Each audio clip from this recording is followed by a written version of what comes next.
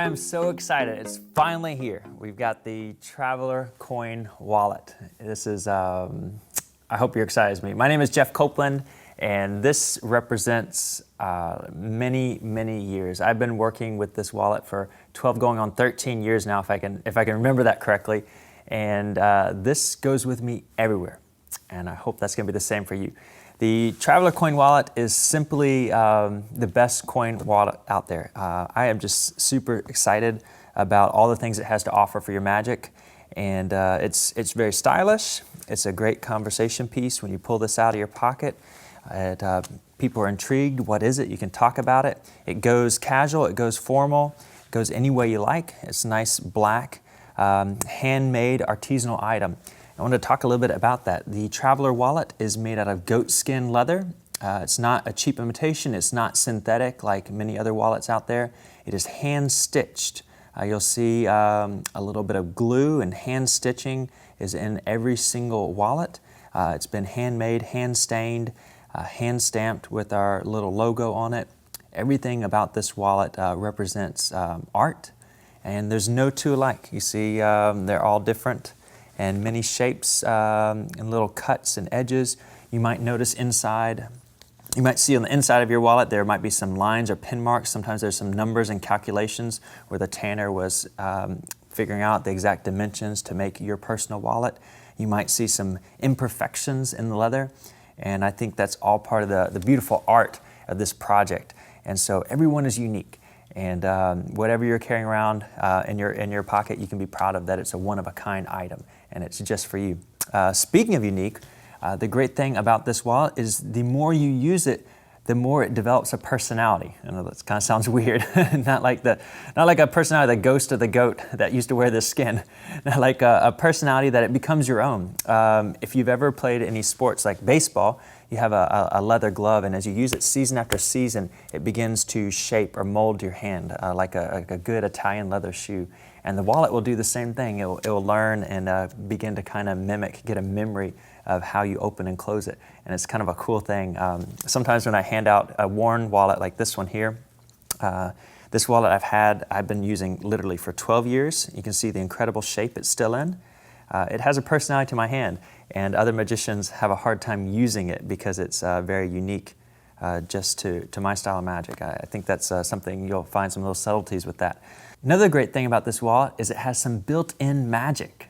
If you haven't played with your Traveler wallet yet, hopefully you've purchased one as you're watching this. You've got an official Traveler wallet, and you can see the gimmick. The wallet is designed such that it has a very stealthily disguised gimmick to the point that I feel very comfortable handing this out to my spectators saying, check it out, look inside. But oftentimes, and it's so fun to show this to your magician buddies, it just fools them. You do a trick, you say, look at it, and they're looking at it and they're looking, that must be gimmicked. That trick was so clean, that coin vanished so good that they completely miss that there is a pocket hidden underneath where you can hold out an extra coin or extra couple coins. And when you're presenting that out, because of the stitching design, which is unique to this wallet, the stitching design allows that pocket to completely blend in, and no one ever suspects it. Because after all, it's a personal wallet. It's where you carry your own money, so nobody is actually inspecting it to look to find these kind of things. As far as that, you'll notice that it's made of a suede leather, and so that gives you some very unique advantages. We'll get into some ways that the wallet will actually, darn it. Another unique thing about this wallet is the suede leather. You'll notice that it's very soft. And as it starts to wear in, you get a nice sheen as the oils in your skin begin to work on it and make it more personal. I like to use the fresh suede. You can see that it works really well to clean your cell phone screen if you're ever out. You got a little added bonus there. I actually like to put it in my pocket like this. I'll put the wallet up against the face of my screen, and I put it in my pocket. And then the wallet, as it falls down, it helps to clean my screen as it goes to the bottom of my pocket. It's a simple little thing, but I think you might enjoy it. So finally, we're about to get into the tricks. There's some great tricks that are unique just to this wallet that I'm going to share with you. I think that they are definitely layman foolers. They are magician foolers. It's fun when I bring this to the conventions and I see jaws drop on magicians. They're just like, how did that coin vanish so clean? He didn't put up his sleeves. It has to, well, I don't know. You just get those responses. You're going to have fun with this. Your magician friends are going to definitely be envious when you show them how cool this wallet is. And even if you don't like my tricks, the principles in this wallet will get you, will allow you to do your tricks that you're already doing. Even if you don't like my tricks, you still got the most stylish, the best way to carry around your coins. And you're going to see some cool benefits to it. Thank you so much for purchasing the wallet, and let's get into some of the action. Of course, if your magic fails, it always doubles up as a hand puppet. Yuck, yuck, yuck, yuck, yuck, yuck, yuck, yuck. It's about to throw up.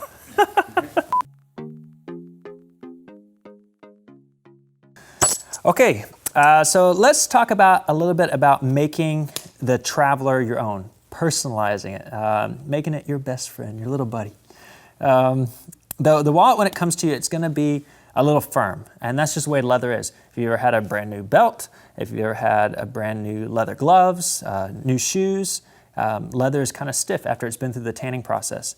And so if you see this wallet is a little more, it's broken a little bit. I've been working with this one for about a month now. It could be looser, but I've been working with this for about a month. You see that it's starting to get a pretty good shape to it, a pretty good feel. It can mostly close on its own, but I want your wallets to mold to you and be more personal. And here's a wallet. Here's a wallet that I've been using personally for about 12 years. You see the leather has kind of matted in and it's got a good feel to it. This guy, it just closes like butter. It doesn't take much. Bam, just closes. And it's going to take this guy, to do that smooth, it's going to take him a little more time because that's just kind of the nature of leather.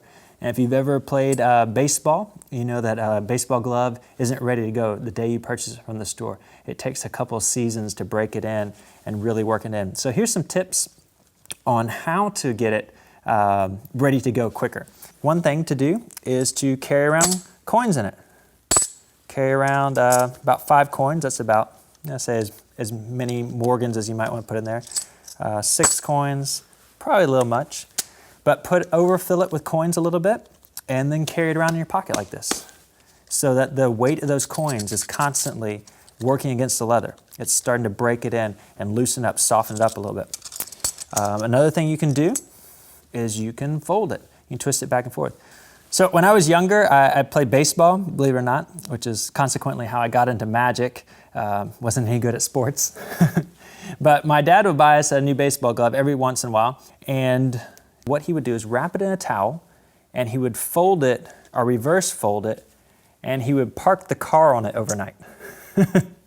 Now, I don't recommend you do that with your coin wallet, but that concept may still apply, that you can fold it in different shapes and maybe leave your card college books or your magic encyclopedia books on the wallet in different angles. And don't overweight it. I don't want you to try to create a new crease in it. I don't think that you will, but parking the car on it's a little bit extreme, but it worked for a baseball glove. And so I think that concept of folding a different way, you could carry around your pocket like that and let it get the nature of the leather, let it kind of break in a little bit. So the other thing about the pocket is you're going to feel it's a little tight. And there's several ways that tips I'll give you to loosen it up. Particularly, we're doing the tricks with poker chips, or if you're using lighter coins.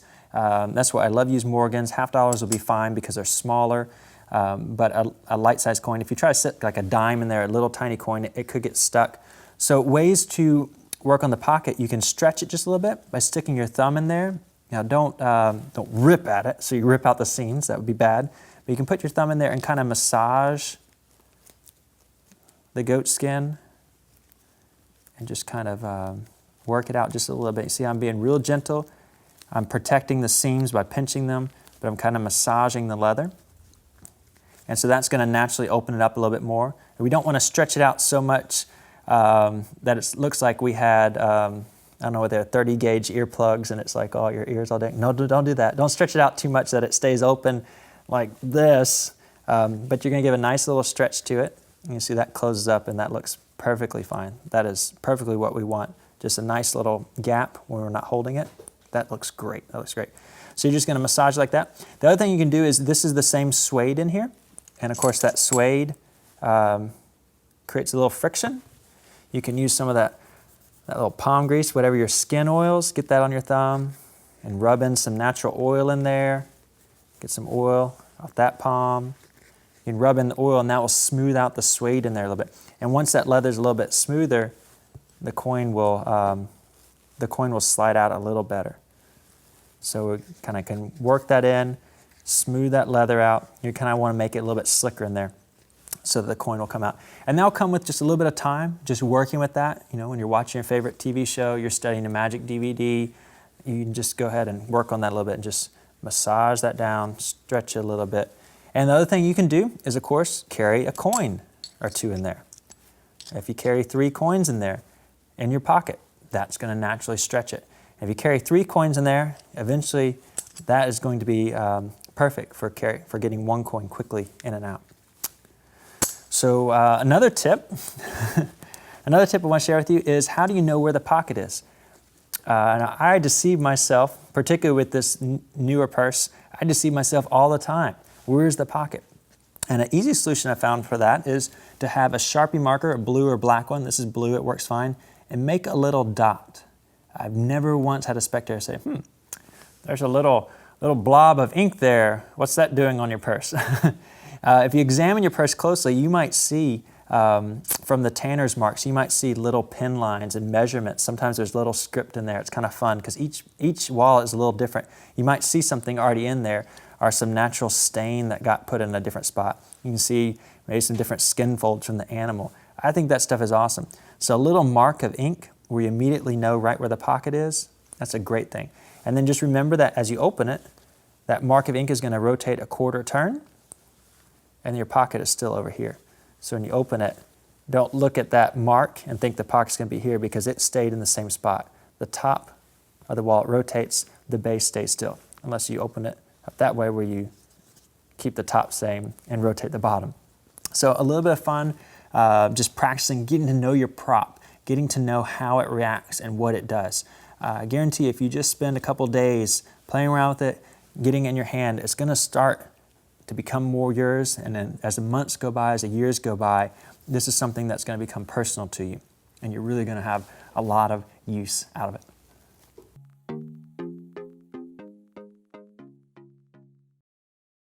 Chris, where were we? What's that? What's that? This is the man purse. Oh. The man purse. It carries, very manly. Very manly. Carries around a manly Morgan dollar. And check out, look inside, make sure there's nothing in there. It's nothing. Nothing? And it's very soft. Very soft. Suave. Yes, Suave. very manly. Need you to show that to everybody so that they know. Promise. They know. Watch the Morgan dollar. It goes inside. Get a little wave. And ooh-ah. Ooh. Oh. You can see the coin gets a little bit tinier. Oh, about the size of a dime. Look at that little bitty small coin there. Yeah, watch. If I place it back in. Back to the Morgan. That's awesome. This is where it gets really good. Just go nice and slow. You can see it gets smaller. Ooh, smaller still. Oh, it's about that size. You know what? Actually, I like the coin about like that. That's awesome. That's the one I like. But what's really cool is when you're watching ever so closely, see the large coin will still turn back into a little dime-sized coin. It's nothing. Nothing. What the fudge? This is where the illusion gets good. Now I'm going to call it illusion because that's what it is. See, it looks like the little coin goes inside. Looks like it's in there. And if I close it, if I close up the walls of the man purse, you would swear that that coin is trapped inside there, nice and small. But that's just an optical illusion. See, because it looks like in just a moment the coin is getting a little bigger. See, it looks like the shape of a tobacco cane there. And you can actually hear, that's an audible illusion. It sounds like it's getting a little bit bigger. And this is my favorite one of all. This is my favorite illusion. This is called the tactile illusion. Illusion of touch. Tacky, touch. Go ahead and see if you can feel the coin in there. I can feel it. I can see. Yeah, it feels like it's bigger, Yeah. right? It feels like it's bigger. But what's the crazy thing is even though you can feel it getting bigger, it's hard to tell the actual size because it does, in fact, get very large. There. Yeah. What? Yeah. Yeah. It's a large coin. I love this. Fun stuff, huh? You know how it fits in there, right? Because it looks like it doesn't fit, Yeah. right? Most people would say that doesn't fit in there. It's made of rubber. Yeah, that all gag. Makes sense. Makes sense. Just kidding. Magic.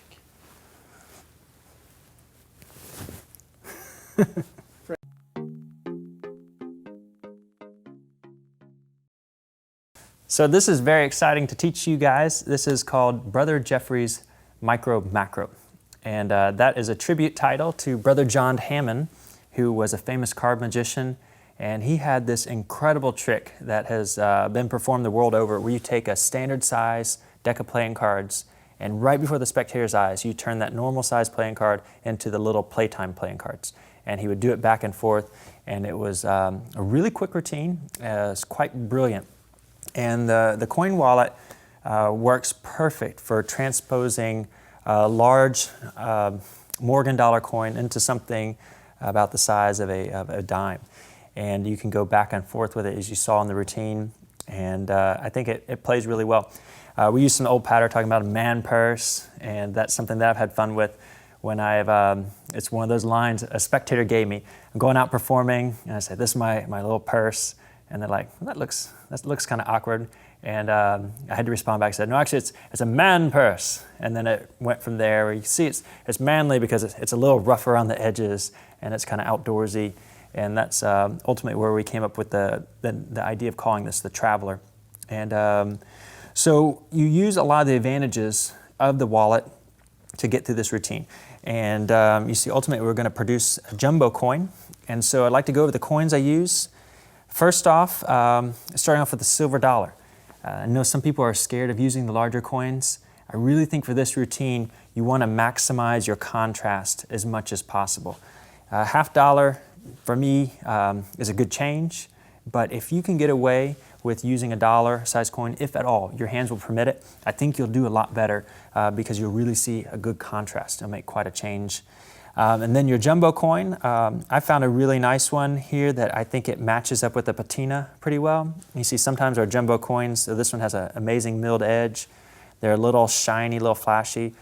I like to kind of try to keep things as copacetic as possible, but use whatever you got. The last thing I'll mention is I'm actually using a silver dime. This is a dime minted before 1964, an American dime. It's a 10-cent coin. It's worth 10 cents is worth $1. And you know about dimes, right? You know about dimes, right? This isn't just any dime. This is made of silver, and so the contrast looks really good. If you use a normal dime, I might use the word dime, but I don't want to make a big emphasis in the trick that I'm turning into a dime. I want to say it into a small coin. And you'll see in the routine, I even hold it up just by the edges to give you an idea it's a coin, but to not make a huge deal about it, because the idea of this effect is that the coin is shrinking. And so I try to give the concept it's shrinking in value, it's shrinking in size, and I don't want to just call attention that, hey, he's changing out this large coin for this small coin. I want to use some Juan Tamara's ideas of the magic way. I want to dissolve. There's no possibility that there's nothing else inside the wallet. There's no way that I'm changing coins. It's actually changing out one coin for another. It is actually shrinking in size. It is actually growing in size. And so when I'm constantly displaying the empty wallet throughout, that's the concept I want to get across. And so that's why I let the spectator go ahead and examine it from the beginning. So those are the coins we're going to use in the explanation. So let's go into some details on the setup. And you open your wallet here. It's real simple. Place the large coin inside the Morgan.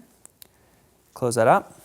And then your dime, you're going to use this as a little holdout. You're going to stick it right in one of the creases.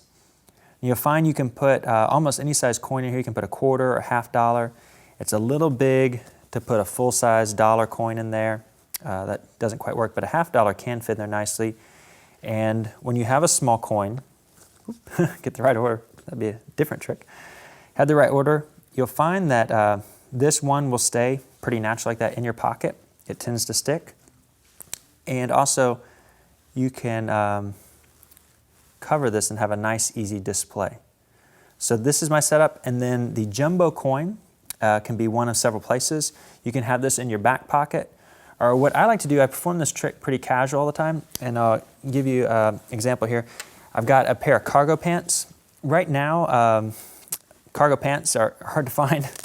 I did find a pair the other day, but usually with the cargo pants, this pocket is right on the side of your hip. When you have this pocket right here, you can keep large items anytime you need to pull them out and just have them ready to go. Neat thing I found about this cargo pants, and some of the modern ones have this for the tech people, this actually has a cell phone pocket in it. And so it works out perfect for a 3-inch jumbo coin. This is a Wrangler brand of cargo pants, but there's lots of different brands out there, and there's all different styles of pockets. You can find one that fits for you, but I really like this one. It's real easy to get a jumbo coin out, and we'll go over that, how we grab that here in just a second. But lots of different pants, even dress pants now, and that's what I'm wearing right now. I'll show you in a minute. Have cell phone pockets in them, and they're great for grabbing jumbo coins out of, already made in your pants. It's a good thing to have.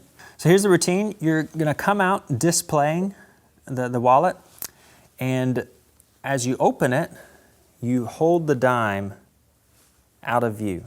So let's go over that right here. As you open it, you hold the dime out of view. And then from there you can transfer it to any finger wherever you feel comfortable, but you're going to retrieve the Morgan dollar, and you can ask the spectator to examine this. I find this trick works really well for a small group of 2 to 3 people. 3 or 4 is a good number. So you can ask one spectator to examine that, and then you can have somebody else, if you're joking about being the man purse or whatever your pattern may be, you can have somebody else examine the purse. And there's several different ways you can do that. You can hold it with the dime. There shouldn't be any way to really see that dime there. Or you can get the dime out into a finger palm position and hold it back here. It's a small coin like that is very easy to hide inside your palm. And you can actually allow the spectators to examine inside the wallet, make sure there's nothing in there. Have them stick a finger in there, have them feel around. There's not really much they can do to beat this up. It's pretty durable. You might ask them not to try to cut out the stitching. I don't think anybody's going to do that. So another thing you can do with the display, you can retrieve the dime, is you can actually stick your thumb right there and peel back the dime with a little practice and get it into a finger palm position like that, and then open. So if you're there, the dime is there, you're covering it. As you display the purse, you just kind of dig it out. And I like to get it right there in kind of it's almost like a curl palm position. It is a finger palm, just such a small coin. You kind of control it with one hand, with one finger, just that middle digit there. And so then you open up the purse, the wallet, you hand out the coin, you can let somebody examine it, and I think it's very important here to let somebody examine inside and let them see that there's nothing, absolutely nothing in there. Ask them to put their finger in, ask them to touch, to feel, make sure that they are convinced that there's absolutely nothing in there. Because if they have a doubt later on, which they will, they want to have the memory that they can be recalled back. There was nothing in there. And so you want to start off with that convincing. And while we're at it, I think this is a good time to mention how to hand out and how to have spectators examine the wallet. And I tell you what, for years and years and years, I would take the wallet, I would say, look inside, and I would hand it to a spectator. And I would hand it to them, usually like this, with the gimmick, staring them right in the face. I'd hand it to them and say, look inside. And they'd look inside and say, nope, there's nothing in your purse. Jeff, you're clean. They'd hand it back. No problem. Never, ever busted. But then one day, I had this cute idea that I would do a little trick with this, and I call it, this is my magician's box, and I'm going to make things happen in it. And so I'd say, would you please examine my magician's box? And the spectator would go, oh, there's a pocket right here. And I would get busted. And this happened like a handful of times, and I just could not figure out.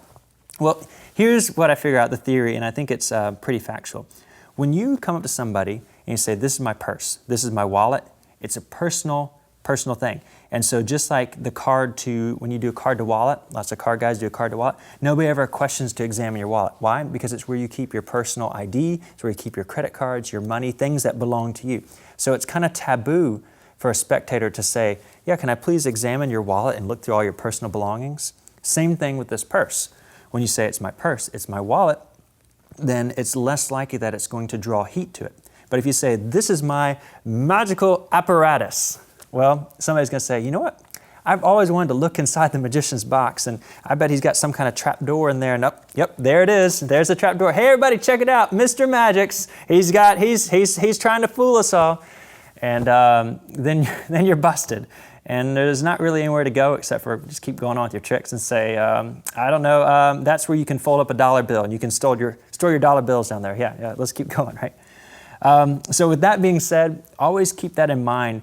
If you're going to take the heat off this, that this is not a magical device, don't call it a magical device, right? Call it what it is. Call it a wallet, call it a purse, call it a satchel, call it a carrying case for my money. I don't know, but don't call it magical because then you're going to add some extra heat. And the old saying goes, don't run when you're not being chased. Don't put yourself in that situation where you're going to be chased. So with that being said, when you hand this out, if you're going to hand this to somebody, and I encourage you to be that bold, try it. If you hand it out with the gimmick facing like this, it's possible as they're examining it, highly unlikely possible they could see the flap here. If you hand it out to them with it pointing their face, they examine it, they flip it over, they're looking, this is my view, is that they're looking right over, they're seeing stitches. And of course, if you're holding it like this, the only stitches that need to be seen are the top stitches. And so, in my opinion, that's pretty well cloaked. That's pretty much invisible. The gimmick is gone. So those are some handling tips. I hope that you'll practice that, experiment with that. You'll see it will greatly improve your ability to let people examine it, let them be convinced, let them feel, let them touch. Similar to like the egg bag.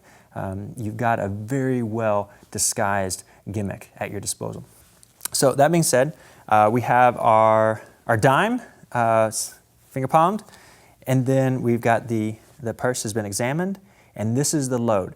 This is how we get the dime in. You say, of course, there's nothing in it. I'm showing it fairly cleanly. And what I do is as I come over, I open my hand and drop the dime in and say, nothing in the purse. So you can make good eye contact and say it's very clean. So that can work with pretty much any size coin. Say I have a Morgan dollar. I show nothing here. I'm clean. And my hands are open. Don't shoot. Nothing to be alarmed. Mr. Magic's clean. So you can try that with pretty much any size coin. Show nothing here. As you go to display, your hands are open, you're free, and you're dirty. All right, so that's what we're going to do. As they examine the purse, and we do that, we take back the silver dollar after we placed the purse here. And the move that I'm using for this change to get to the first change, we turn it into a dime, is a modified Mulholland slide vanish. It's a classic slide. It's found in Bobos. And if you don't know it, the idea is the coin starts about classic palm position. I'm going to stand up for this. And you slide the coin down. As soon as it looks like it goes in your hand, you're going to close your hands and actually steal the coin back out. And I usually do a motion like that to cover that I've got the coin in classic palm on the hand. So you slide and steal. So slide in and steal. So I like to show that my hand is nice and empty as it goes in. And then the coin kind of rests on your fingertips here. And that's the motion from there, come back out. So you can do a half step. Now if you add that to the purse, you've already got the dime inside. You're going to put your fingertips inside the purse and let that coin actually slide all the way in the purse. It can even bounce off the bottom. If you've got a small coin, you don't have to worry about hitting it. Let it slide in. Get a really good view. And the spectators clearly see it go in. Now to cover the steal, there's a slight body turn as you come here and you pull the coin back out. And then you show that it's turned into a dime. The coin is already in classic palm. So put it in. Now I'm going to do it without the body turn. I steal it right back out. And as I come up, I go into classic palm. And that's my cover. Now we're to the dime. So when we're here at the dime, we got to get the dime out. Got a coin in classic palm. I can reach in, but that's kind of awkward. I want to show cleanly that this coin has transformed into a small coin. So I'm going to use the little pincher scissor fingers to grab the dime. I pinch it. Now this gets me in a perfect position to clean up. I'm going to do a muscle pass with the silver dollar into the purse, just like that to clean up. And I display the dime. So if you don't know John Cornelius's muscle pass, I'm not going to give a too detailed explanation, but the idea is that you're squeezing the coin and causing it to shoot. So we're shooting the coin. Again, this is for demonstration purposes. This is not a very good muscle pass. I am squeezing the coin and shooting it inside the traveler. So if I've got the coin in classic palm, just simply shooting it right inside. Now, even if you don't have any knowledge or you can't do a muscle pass, you don't have to for this sleight. You can still simply reach and grab the dime, and you can just drop the coin in your motion of movement. So you can come across and you can just drop it like that. And there's really no muscle pass involved in that. I just find it a little bit cleaner. I don't have to get quite as close.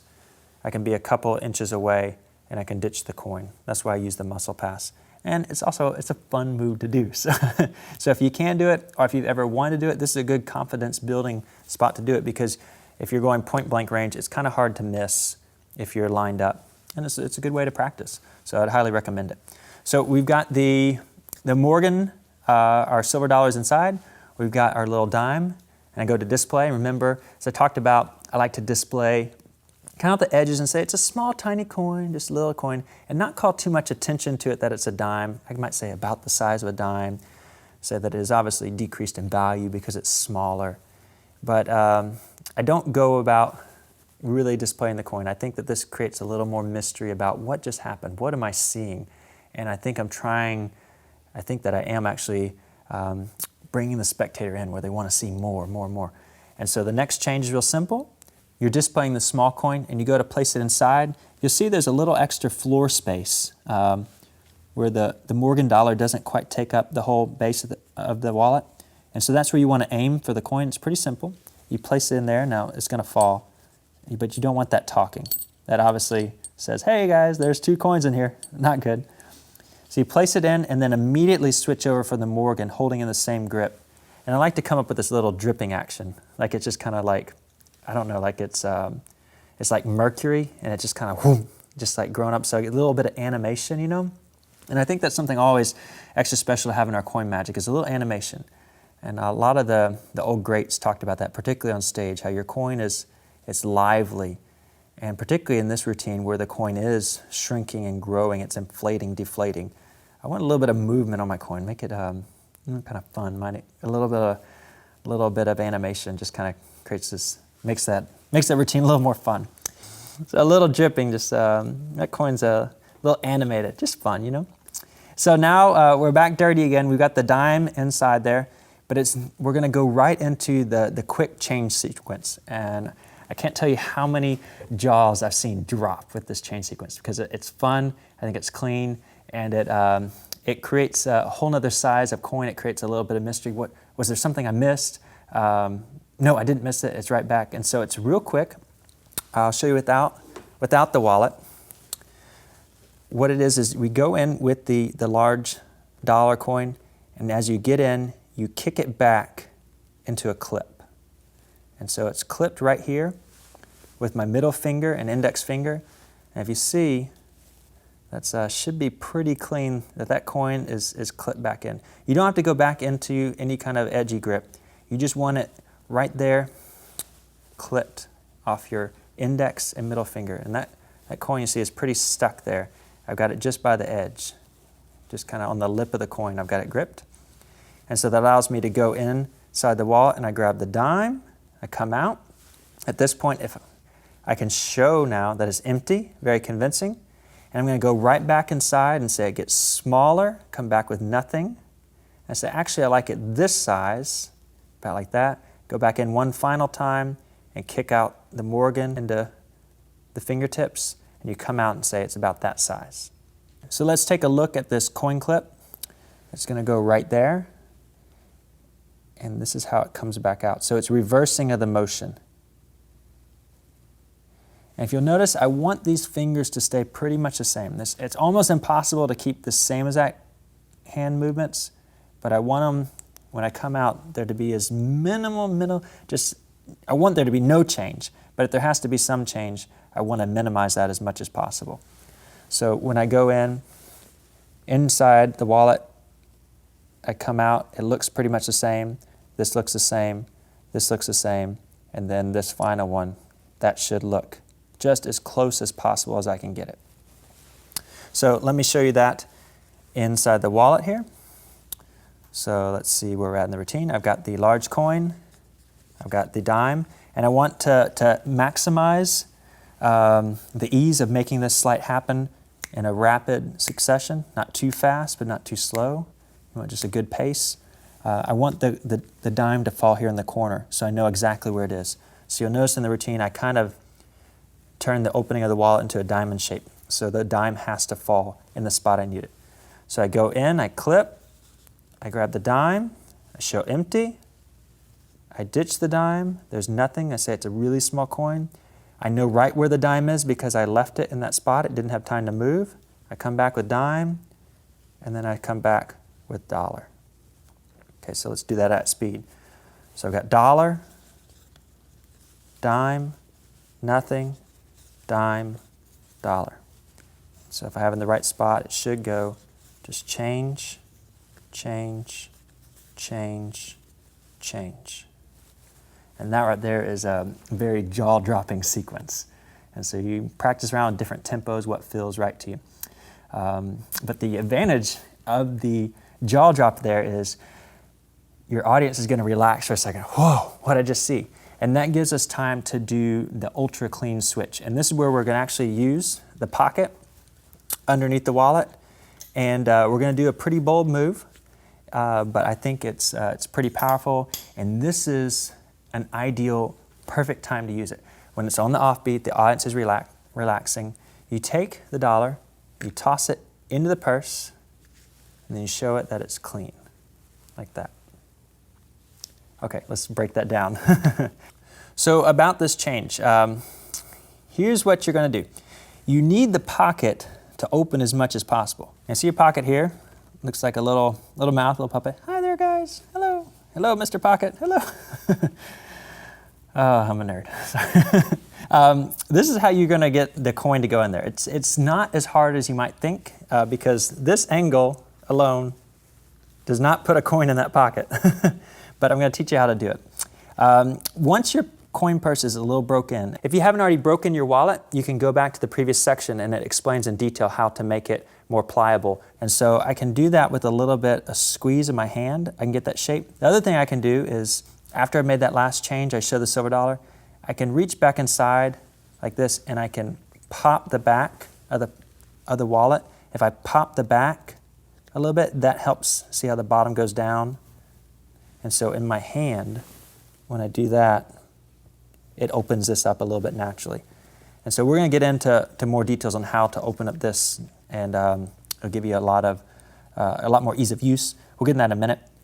But for now, I just want to give you the basic concept, is we're going to pitch the dollar, not necessarily aiming at the opening, but just aiming for the palm. Now that was perfect. If you hit that every time, it's awesome. Unfortunately, sometimes when you pitch it back here, it lands here, it lands here, it lands over here. I always aim for right about that because, I just aim that way so that I can land it there because I'm that good. Now, sometimes I miss, it's a delicate slight. It's hard to hit there every single time. That's probably a bad situation. If you see the coin is right below the leather, but I can recover. This is not good. You don't want to ever do that. But if you do, there's ways to recover.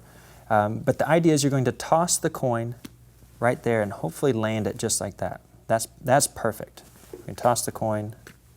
That's pretty good. I can easily recover. Toss that just like that. That's the motion.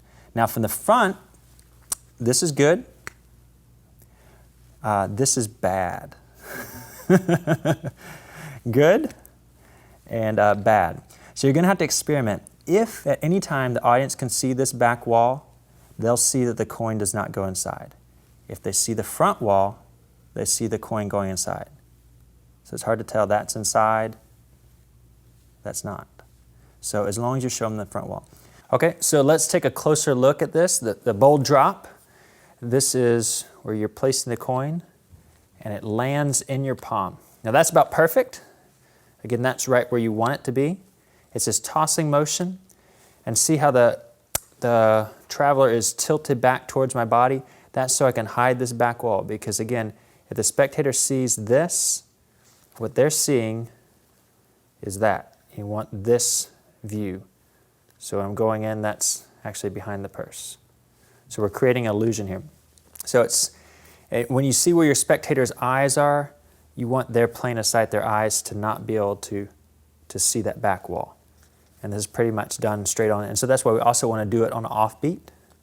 Let the coin land right there. Now this is just fine. That's a good toss. That's a decent toss as well. But that's what we're going for, where the edge of the coin is right inside that lip. So we're going for that motion, just like that. So when it's there, you're just going to position the coin in. And so this is a concept, this is a Roger Klaus idea of half steps. If you notice in the performance, I'll toss the coin and then I'll come back later to clean it up. And so if you get the coin there, that's about perfect. When you come back, you simply slide the coin in with your thumb, and I do this pinching motion, and it's kind of just a way to display the wallet, but it also could be as he's taking something out. I just show my hands clean, and they clearly can see then that there is just the small coin inside the wallet. So after you've got the coin in, you go up to display. You can show that's cleanly nothing inside except for the small coin. Cup your hand so you make sure you catch that. You can display it closed so you force their attention back to see inside the wallet. There's nothing there. And you can pretty much show any angle. One of the subtleties I like to do is blow inside. You'll quickly find out if there's any dust in there because it can actually shoot back into your eyes, so be careful. But blow in there, and that's a nonverbal cue to kind of say, okay, this thing's empty. It's a good subtle way, and you can display any angle you like. And then I go to cleanly drop in the small coin, so you can see, and I'll let the spectator see. There's no doubt it goes in. I close, and then I'm going to go through my different lines where I like to talk about this point called an illusion. Because say if they weren't buying that this coin is actually getting smaller and larger, they just cleanly saw it and possibly happen, I would let them relax a little bit with the word illusion. Okay, he's not working in allegiance with the devil. It's an illusion. It's casual because you've just burned your spectator. So I think that word takes off the edge a little bit. This is an illusion. Let me describe what an illusion is. It's an optical illusion. You clearly saw the small coin. You clearly saw it go inside. And the little subtlety that I like to show sometimes is, as I describe that the coin is getting bigger, I say you clearly saw it go in small. Now it starts to get bigger. This is an optical illusion. You can actually see the shadow of the coin. And I'm from small town America and small town Texas, and guys used to carry around a can of tobacco, Copenhagen, Skull, can of tobacco, and they would have this little can in their blue jeans. You could always see the outline in their back pocket, and it would look something kind of like that. And so for lots of times in my audience, I'll say, you see the little tobacco can, and it has this outline of the coin. And of course, you're just showing through the bottom, and that's about what it should look like, I would think. The coin is getting bigger. And so that is a optical illusion. Then I move on, I say, you know what, but there's another kind of illusion we magicians like to create, and that's an audible illusion. And I say it's the illusion of sound. And so I might bang here on the end of my finger and work my way to my ring. Sometimes with coin magic, I use my wedding ring, so I'll take it off. I'll use another trick, so I might also use the table. And so I'll start, let me get hardwood here. I'll start on the edge and make the sound grow. And that's just simply by hitting the corner where there's no coining, hitting the metal. So you get the sound. It sounds like a bigger coin, you know, that a little dime would not make that noise. But then I go on and I say, but my favorite illusion of all, we hardly ever do this, is a tactile illusion. And that's the actual word is tactile for touch. And I ask them to actually touch and feel the coin. And this is what's going to create the misdirection for me to steal and load the jumbo coin in just a minute. So I have my spectator. I'm holding the coin in, so there's no way it can come out. Nothing can come out. I ask my spectator to touch and say, can you feel that the coin is getting larger inside? And they feel, yeah, oh yeah, because the dime itself is so thin, it really doesn't matter where it is. If they're pinching the dime and the dollar at the same time, it doesn't matter because you've got 1, 2, 3, 4, 5, like 5 layers of leather pretty much that they're pinching. You can't feel the small coin. It's practically, it'd be impossible. And so you can say, they feel the coin. And then ideally I'm working for several spectators around the table. I say, well, can you feel the coin? And say, you felt it, right? And I kind of open up the purse, give it a little subtlety, like almost like this guy got to see inside. And so I'm creating kind of a dual reality, a mentalism thing. Like you felt the coin, you saw it, right? I'm kind of creating that. And they're saying yes to my question. And when I'm opening it up, this person over here actually thinks that they are responding to that they saw the coin getting bigger, but in reality they're responding to the touch because I'm just moving around. So it kind of looks like this. I say, did you feel the coin there? Yeah? Yeah, the coin's gotten bigger, right? And I move on. And so I was saying getting bigger, and they're still nodding, saying yes. And so hopefully these people are kind of falling in line. They're seeing it getting bigger. So I'm kind of creating a little illusion there. It's just kind of something fun to play with. And then I come to the next person and say, can you feel the coin? It's getting bigger. And what's neat is if you've got multiple people, you're setting them all up to tell, okay, I think that's the dollar-sized coin, that they can feel the coin in there. So you're convincing everybody that they know the exact situation in play, which is really setting us up for a jaw-dropping moment when we produce the large coin.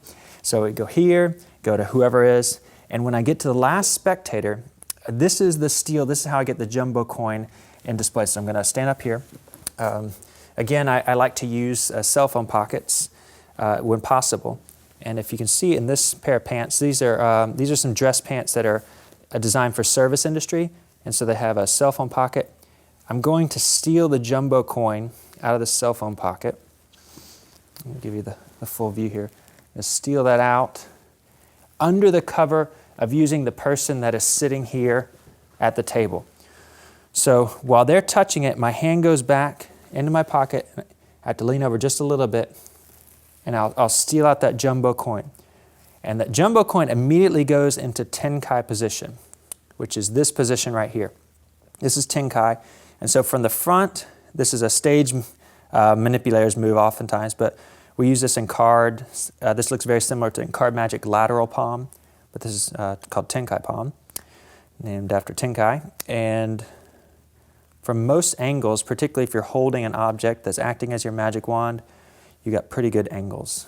So that's under good cover. So after I've used the person sitting right here, I use their body as a shield to steal the coin. I come back and say, you can feel it in there. I got to still be mindful. I want to always make sure this coin cannot fall out. I come back and I produce it. I say, you can feel the coin. You see my angles are pretty good. They can still see the purse. I say, but it's hard to tell how big it actually gets. And so then I'm going to load the coin in, and the motion of coming around, and then work at it, like really work at it, like it's kind of gotten stuck in there. And I work it, and kind of, I like to see, you want to see the leather kind of grow and expand, like you've got to really stretch that coin and get it to come out. Now, let's go with this load and a couple of points to be mindful of. First off, you still have the diamond here. That's very important. You don't want this to talk. You don't want this rattle. So you want to make sure that the dime lands down the bottom. It's completely out of your way. The other thing is, when you're stretching out the wallet, you're going to open up this pocket a little bit. So you want to make sure the pocket is facing up, not down. You don't want to lose a coin. Because if this reappears right now, that reappears right now, yeah, you're in trouble. So don't do that. You want to make sure that you're consistently aware of where that's at. You're going to come from tenkai, you open up the traveler, and it's just a motion of kicking that coin in. So my thumb's going to get out of the way, and the coin's going to just kind of roll in. And with the rounded edges, you can just kind of load it in like that. And then you can even switch hands if you want to be cleaner. You can produce it from the left hand, coming out. but it's that motion. You're talking about how you can't tell how large it's gotten. Other thing you can do is you can use your thumb here. You can kick it over and just get it in there at kind of an angle. That's the easiest way it's going to go in. And when you play around with this, jumbo coins are awesome for this because they're nice and round, but you can play around with other things. You can try putting a deck of cards in there. It's a different thing. We're going over some different tricks. There's different objects you can get in there, but usually the more rounded. If you have a smaller rounded base cell phone, you can load a cell phone in here, do a similar production. But the round coin works ideal. So just come over and try it like this, kick it in with your thumb. And then you want to make it like it's hard work. Put a little effort in there. Make sure that feels like the coin is coming out. Make sure once it gets past the dime, you're safe. So that can't talk with the dime anymore. Comes out. Notice now on that, my thumb came over, sealed that coin in. There's no way it can fall out. And then it comes out and you can display. You display like this, you're good. You display like this, you can see the dime. So if you like that, you can pretty much pull this back just like that. If you ever played soccer, it's like the soccer goalie. When the guy's driving in to score, if the goalie comes out to meet him, it gives him really hard chance. It's hard to, if this is our soccer goal and this is our goalie, it's hard to kick the ball in the goal. But if the goalie's back here, he gives more openings. So you want to hide that little dime there. You can come out pretty far with the coin. And then it's just a matter of sealing it up. And you can say that it doesn't even fit in there. I like to show a little perspective, different ways. There's no way that coin can get in there. A good display is like this, where you can see it looks like the coin is even bigger than the purse. That way you show a little bit of purse, but whatever you like. And so you've got that. And you can say, one of the fun things is there's the old, anytime people produce a jumbo coin, they used to always say, well, you know how that works, it's made of rubber. And there's a simple gag that I like to do because it really fits here. It's an old school trick, it's nothing of my own creation, but you can show that it looks like the coin is made of rubber. And that's one final way you can get your spectators. And you say, no, actually it's not. You toss it on the table, it makes a loud clash, and you've got another reaction. It's just an extra bonus. And so to teach that, it's real simple. It's just moving your hands. And because your hands are moving, the reflection of the light makes it appear that the coin is moving. And so as you rock the coin back and forth, it gives it this animation that it's actually made of rubber. You can do all kinds of stuff. It's like that old bending pencil. You take a pencil, and that's another way you can do it. Looks like it's made of rubber. And that's just a really light holding of the coin. If you try this at home, you see it's super easy. If you don't already know this one, don't want to waste much time on it. But you can see it's a super way to fool your spectators. So that's it. So you get the jumbo coin, you've got the Morgan dollar, you've got the dime. If you remember in the middle, you've got an impossibly small coin. So you got a routine where you're supposedly changing the coin into 4 different sizes. And I think it's a lot of fun. This is a workhorse. I do this all the time. Hope you guys enjoy it.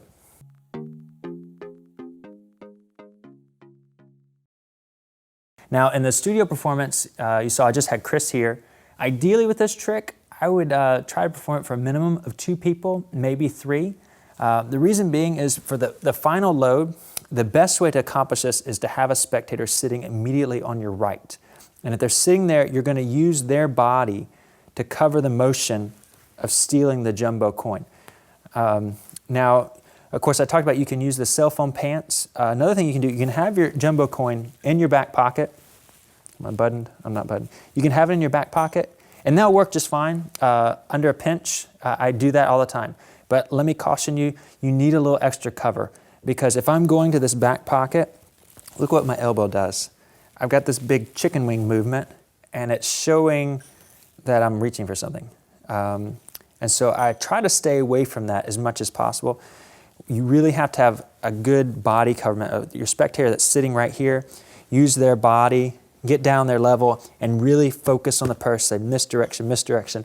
They're focusing on the purse so you can steal the coin into Tenkai. So that's why I prefer the cell phone pants pocket, or if you're wearing cargo pants, just using that pocket there, because this trick works really casual. It's something you can wear if you got pants with extra pockets. That's what I recommend using. The other thing is if you got a coat, you can always have the coin clipped underneath. If you have any kind of money or coin clip, There's lots of different products out there you can find at magic shops. So there's DVDs, the Jeff McBride Manipulation Series videos will teach you all about coin clips. And you can have that under your coat or your vest. That's another spot you can steal from. But again, your arm's a little bit higher, so I prefer having the lower pocket. If I'm only performing for one spectator, I'm going to want them directly in front of me. And so as I ask them for the tactile illusion, ask them to feel the coin, I'm going to do something that might be similar to if you think of Apollo Robbins. If you ever studied any of his work, how he moves in on people, he gets an object and he moves in and cozies up buddy-buddy with them before he steals their wallet. If I only have one spectator, I'm going to say, can you touch this, and use that as an excuse to move in close to them, and I'll get my shoulder up against their shoulder, and then I'll go for the steal. So this arm is completely out of frame so that they don't see any of this. And then when I go to make the revelation, I'll step back in front of them, and then I'm clean. So if that makes sense. It's hard to explain here in the studio, but you want to get this arm, anything this hand's moving, you want all the direction here. You want this out of their frame. This should be beyond peripheral vision. They don't need to know that this right arm is doing anything. The heat needs to be on the purse.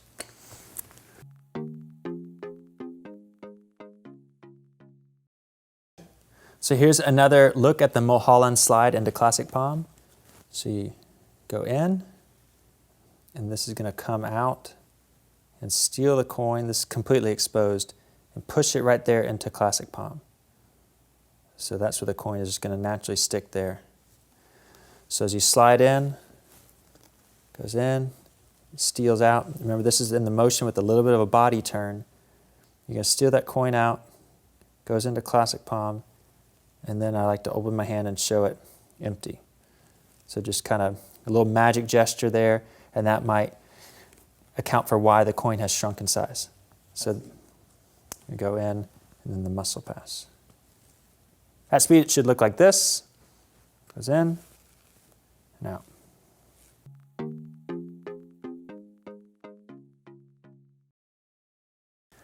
So after I've stolen the jumbo coin, it's in Tenkai.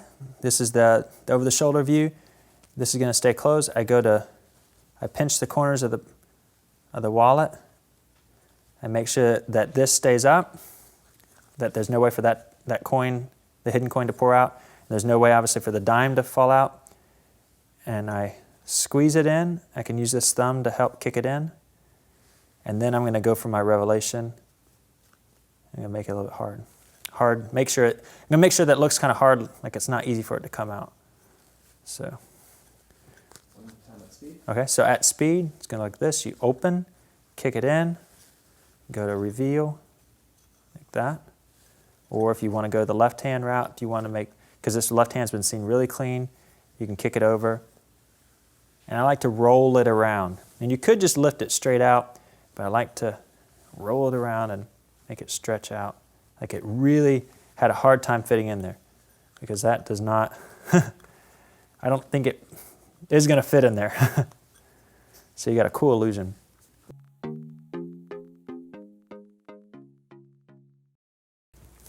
So I've got something for you I can't quite explain.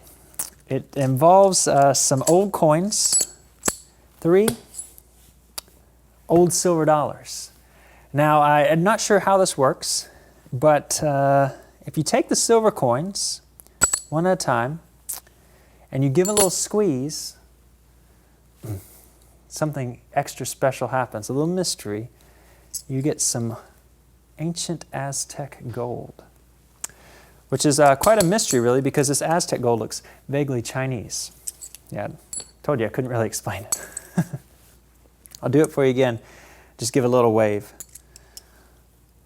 There we go, look. More mysterious gold. Hey, first time I saw that, I was pretty impressed. It's kind of hard to explain, but watch here. That's 2 gold coins. I'll do the next one at the fingertips. Look at that. Changes from silver to gold. It's hard to tell. Just give a little change. But there's one problem, and this is what I really can't explain, is why, after all my hard work, how those gold coins turn right back to silver. Each and every one right back silver. I wish I could explain it.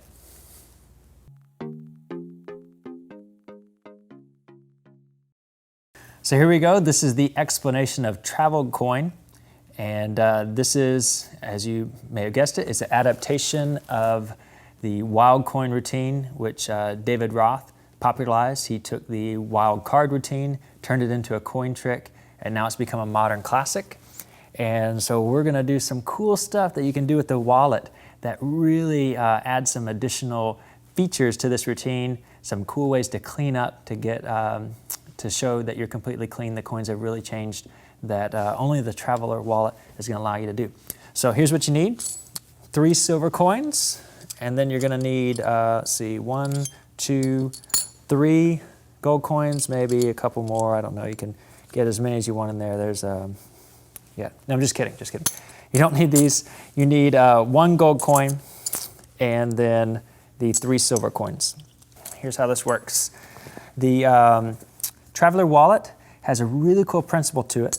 If you're familiar with this move in coin magic, and I use it in several of the tricks, it's the Benzias friction pass. The concept is you have multiple coins in the hand, you go to toss them to the other hand, now you only have 2 coins, you've held one back over here. So the Benzias friction pass is the concept that one coin will stay stuck to your hand.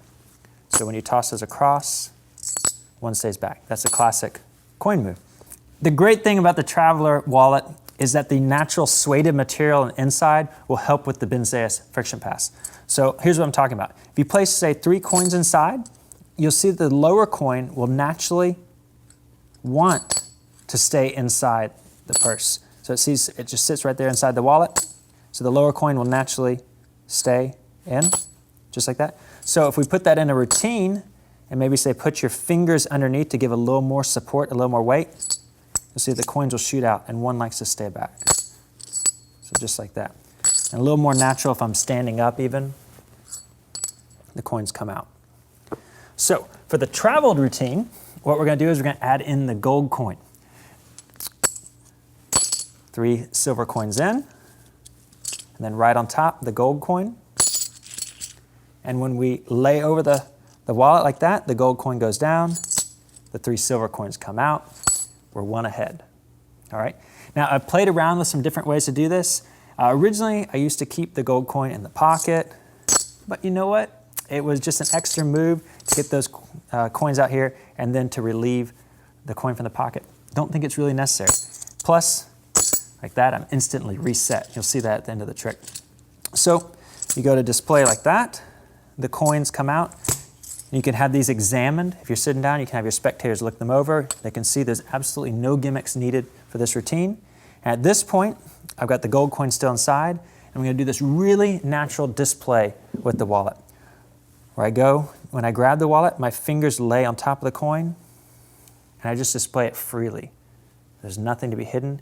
And basically, the coin can be balanced on 1 or 2 fingers, and it's just sitting there like that. So just in the motion, check out the coins. You don't want to flash this. Check out the coins, and then you're just display that there's nothing here.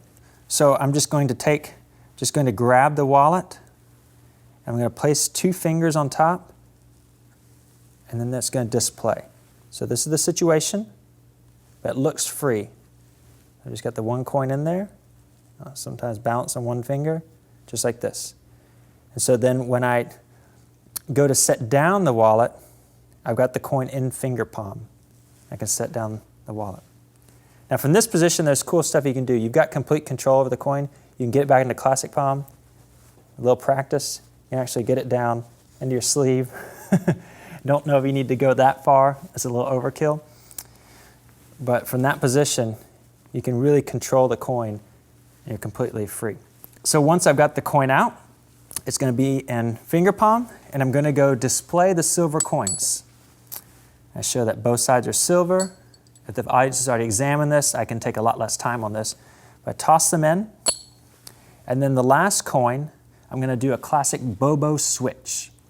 So the sleight is very simple. We're going to change out the silver coin for the gold coin. And so that's done traditionally in a pitching motion like this. And the silver coin is retained over here. So I actually don't need on my wedding ring for this routine. It's good for teaching, it's making some good noise, but the idea is simple. The gold coin is just going to be switched for the silver. So here's the Bobo switch from another angle. Just going to take the coin into the hand and drop the gold coin in the motion of closing this. So the audience should never really get a glimpse of this coin, and because it's metal moving, there's not anything to see. And then I take this up into classic palm. Oop, do it slow motion. That's an ugly classic palm. Into classic palm, and that's where I'm going to cover this up and then make my transformation. Now the other thing you can do, you don't have to go to classic palm. You can switch here. You can keep this, particularly if you're sitting down, you could just keep this in finger palm, which is a very relaxed position. Go to the gold, just like that.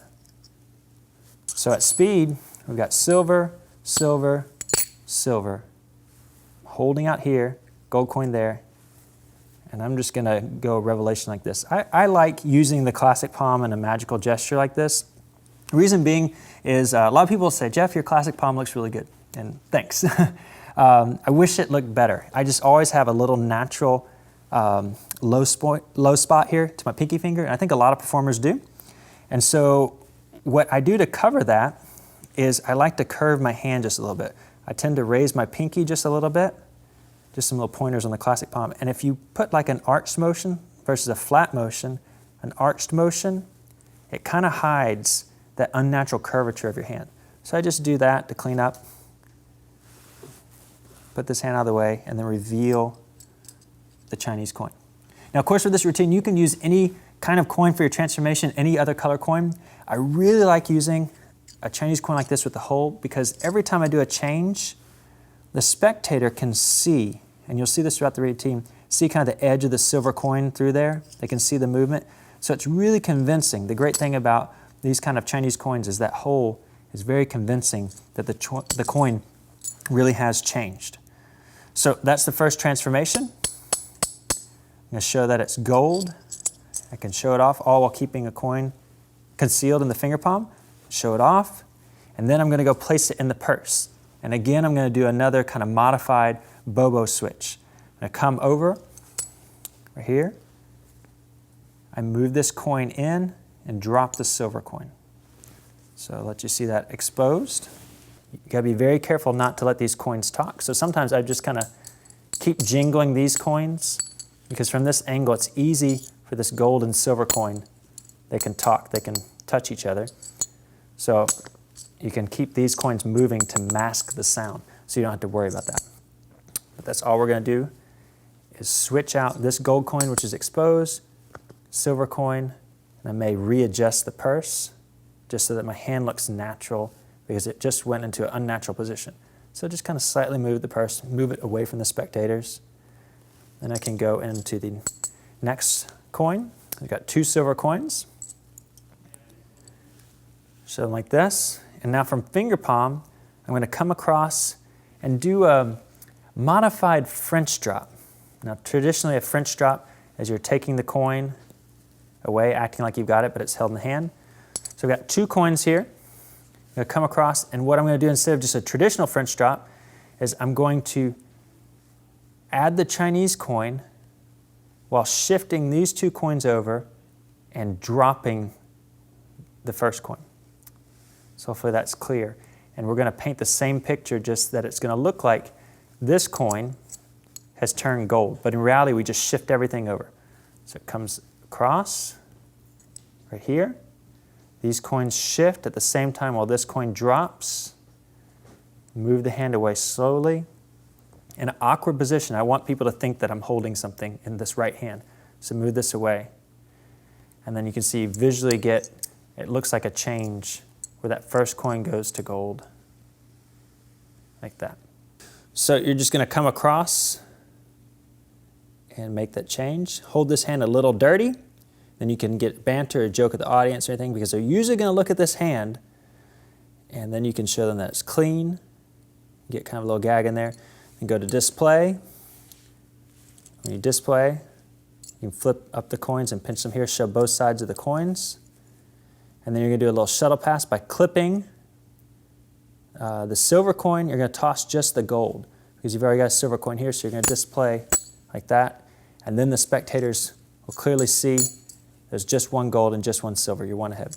So that being said, with this part right here, you want to do your best to make sure the coins don't talk.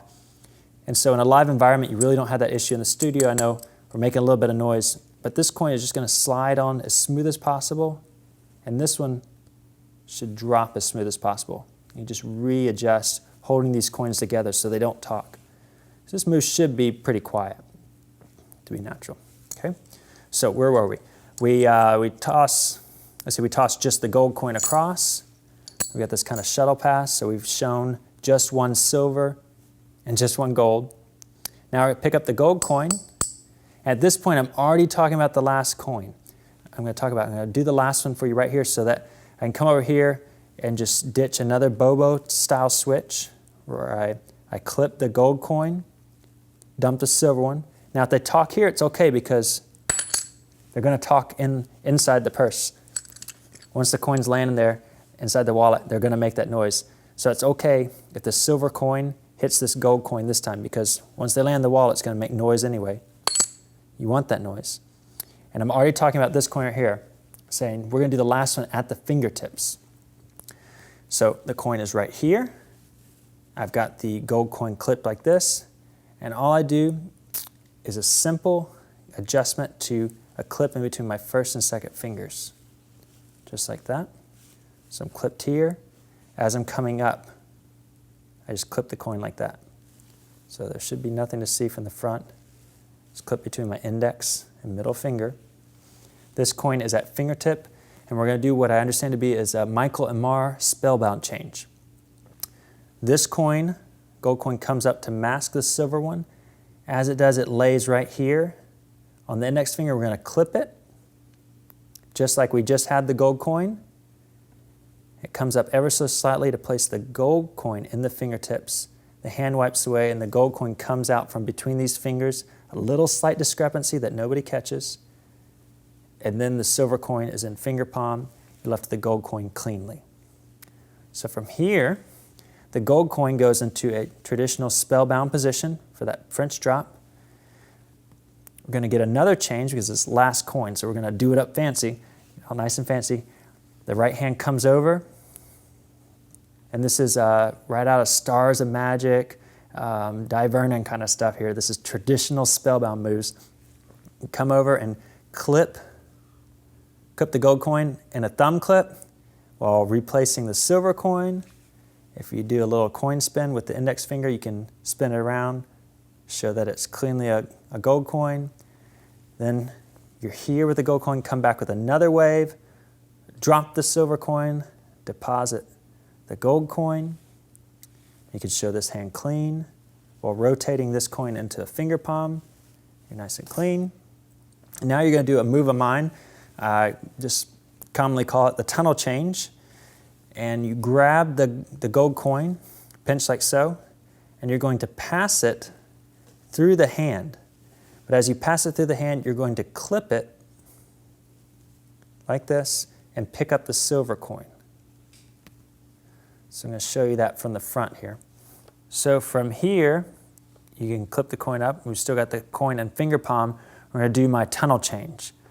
And what the idea of this is, the gold coin is going to go in the hand, and it's going to pass out silver on the other side. Come in silver, pass out gold. So let me show you what that looks like. I'll go into the hand. This is completely exposed, but just to give you the concept. As the coin passes in, it gets clipped like this. The silver coin is picked up, passed through. It's clearly seen as silver, comes back in. The gold coin is put back in the same exact position. So this is the exposed view from underneath. The gold coin is clipped. As it's passing through, pick up the silver coin. The left hand opens up, so they see just the silver coin up front, and then it passes through. The left finger's closed, finger palming the silver coin again. The gold coin is kicked back out, like that. So let me show it to you again one more time. So it's completely exposed. Gold clip, silver, show silver, come back silver, and gold. And that is the last change. One more time for the tunnel change from the front. Take the gold coin, clips in. This is with some intentional flashes. You see the silver comes out gold. So at speed, this should just melt in. And when you wiggle your fingers just a little bit, that creates a little more magic. My idea is that they should consistently see just one coin in the fingertips as that passes through. It's kind of hard to track where it actually changes color. Does it change color here, here, here, here? Don't really know, but it's just kind of mystery. All right, so there's the last change. Now with this gold coin, you can clearly drop it right in the traveler. It's there. You can rattle this around. And once again, we're going to use the Benzias friction pass. So situation check. There is coin in left-hand finger palm. And there is 2 silvers underneath a gold coin in your coin wallet. Now we're going to toss over just like this, position the gold coin on bottom, and we're going to do a hang ping chin move. So remember from earlier, we can toss out the coins, the bottom coin will stay in. At the same time we do that, the left hand will open up, revealing its coin. So that looks like this. All right, so that's a very exposed view. Let's do it again, like that. And that motion away leaves you clean with the gold coin inside the wallet. So there you have it. You can display these silver coins, and you're effectively done. Now, of course, you're seeing a lot of the advantages with this, that this is so quiet for concealing this last coin. You can keep that in there. You know, you're not going to really be able to do this with other purses. Problem is, because there's gold clasp, there's lips, there's edges, the nice clean design really allows those coins to come out with the gold coin left inside. There's some additional ideas for cleanup here.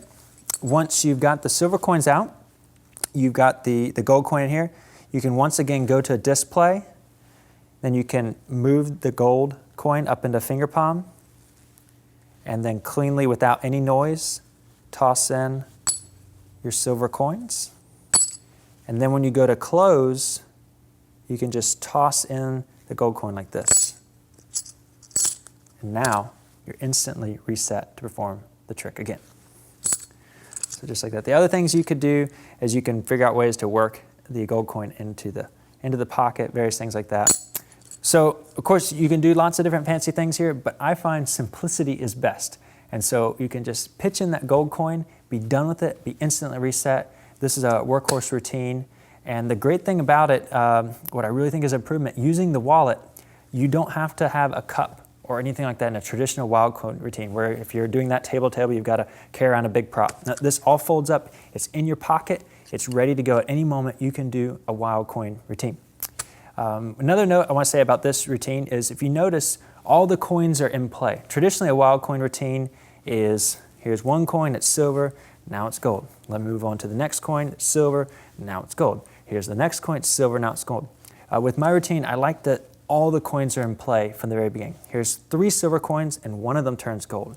And they're kind of a little bit different, where you can see the contrast from the silver to the gold. All the coins are in your hand until you're left out with the one final coin, and it's changing back and forth. I think that adds a little unique factor to it, and I hope you guys enjoy playing with this routine. So a couple other ideas while we're still talking about the wild coin.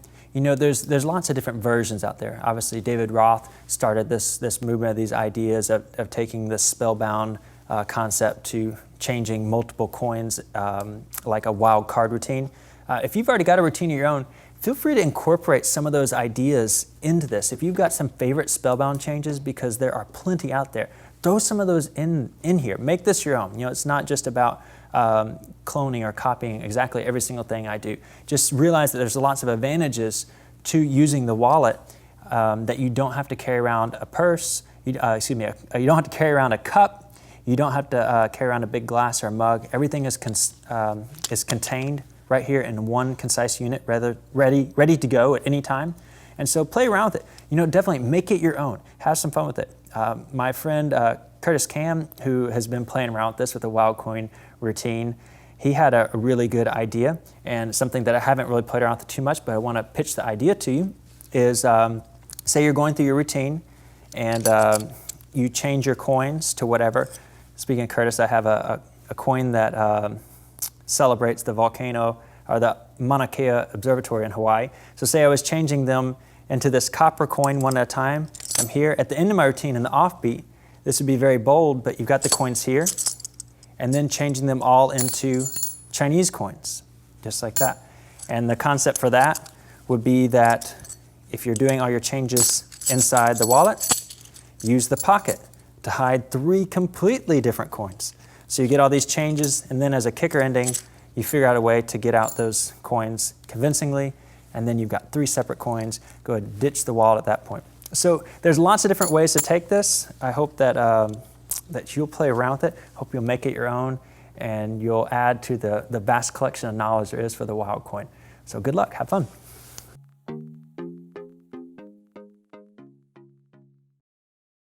High five. Oh, hey. Take my money? Just like that. I don't even have Yeah, my you don't have your wallet. Well, that's over here. Oh, man. World's quickest pickpocket right there. This is a 5. Thanks for giving me 5, Chris. Can I, you don't mind? Yeah. Can I borrow this for the trick? Yeah. Watch out. Take your $5 bill and change it into a 5. That's right. Your 5 into a 5. And you know what? We'll use this for the effect. In my pocket here, I have this guy. You ever seen one of those? Did last trick. Last trick.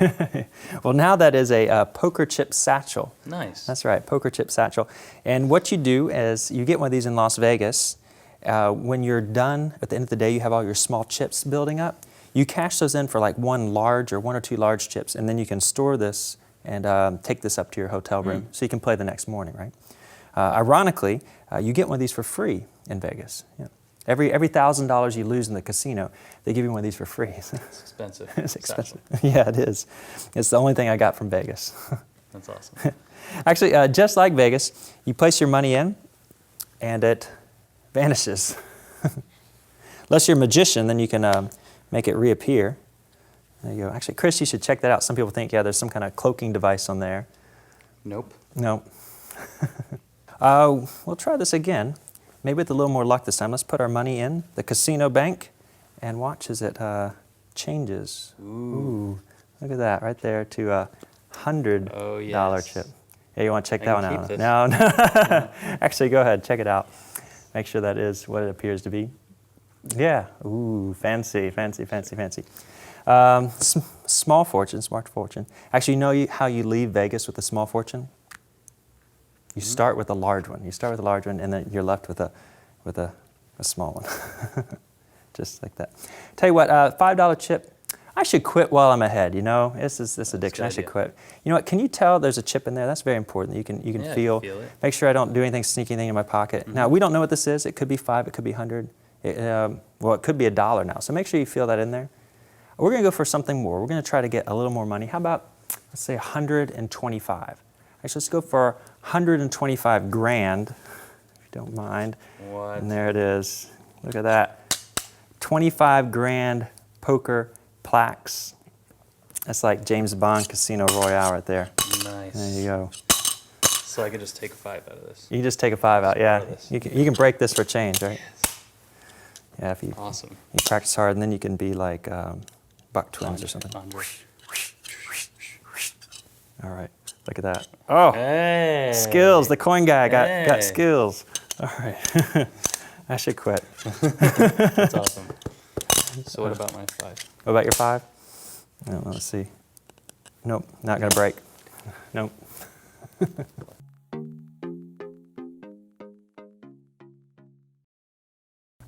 Okay, let's talk about Chipsy. Chipsy.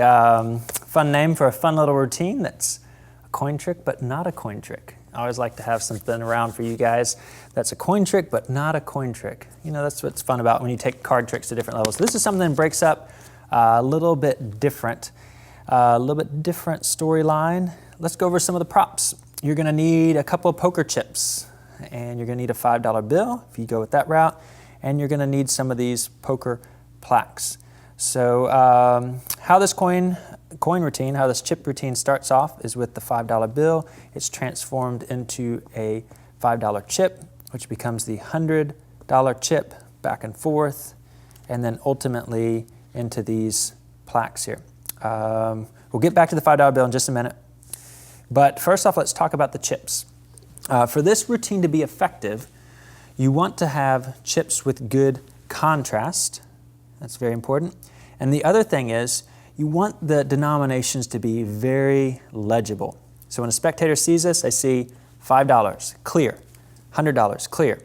So I like these chips. These are Monte Carlo chips. I'm not sure if that was a real casino or not. I got these as sample chips off the internet. If you search for poker chip samples, you can find dozens of different styles of chips. And if you just buy the sample pack, it costs you a couple bucks plus shipping. They're very cheap to get a chip in each denomination. Here's another example of some good chips that's very easy to read the numbers. I think that's a very good example. I like this more professional feel. This feels like more of a real casino to me, so I don't use these. This looks like playing family night poker to me, but they're very clear, easy to read. These Monte Carlo ones, I really like them a lot. But here's some examples of bad ones. This would be very difficult for your spectator to see. It's hard to see. That actually says 5 on it somewhere. But it's very glittery, it's very shiny. There's a 25. They cast bad shadows. Stay away from something like that. I've got, this is a very nice heavy chip. It's 15 grams, so it's very heavy. But again, it's hard to read that says $1 on there. Stay away from that. And then these chips, nice and clear, but these are 8 or 9 gram chips. They're very light. And so for doing sleight of hand, you want something a little more weight. These chips feel about 14 grams each, and that's a high quality chip. I would go with something like this if you have the opportunity. But if you have chips around your house, go ahead and use those and get going in this routine. Go ahead and practice. Don't wait for that. So those are some thoughts there. Then over here we have these guys. These are 40-gram poker plaques. And you may recognize these from the James Bond movie, Casino Royale. And these are high dollar chips. A lot of people have not handled or touched these, so if you notice at the end of the routine, I like to toss them out, let people see these are real. It's kind of interesting. Even though they haven't played with them, seen them, maybe they've seen them in the movie, they'll recognize them from that. They know immediately what they are because they have that poker chip feel. And again, they're a contrasting color, and the denomination is pretty easy to read on these. These are going to be a little more expensive than the chips. If you look around the internet, expect to pay anywhere from $10 to $30 for a set of these. Usually they come in sets of 5, and they feel nice. They're 40 grams each. They weigh a lot. They're a real deal prop. And yeah, don't flash these in the parking lot, all right? Make it home safe after your show. Let everyone know these are costume chips. These are not real. They're not valuable. Oh, and a rubber band. I keep these poker plaques tied together with a rubber band doubled up at one end, on the very tip end. And these rubber bands are usually available from the grocery store. Let's see, yeah, this one says asparagus on it. This was around my dinner the other night. Sometimes broccoli, your different vegetables are tied up with these. You can use any rubber band, but I like these nice heavy duty ones because these guys are kind of thick and I want them to stay secure. So those are the props. Let's get into the routine.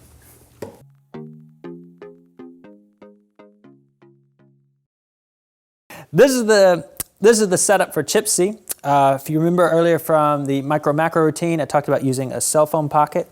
So what I'm going to do is place my 125 grand in the cell phone pocket.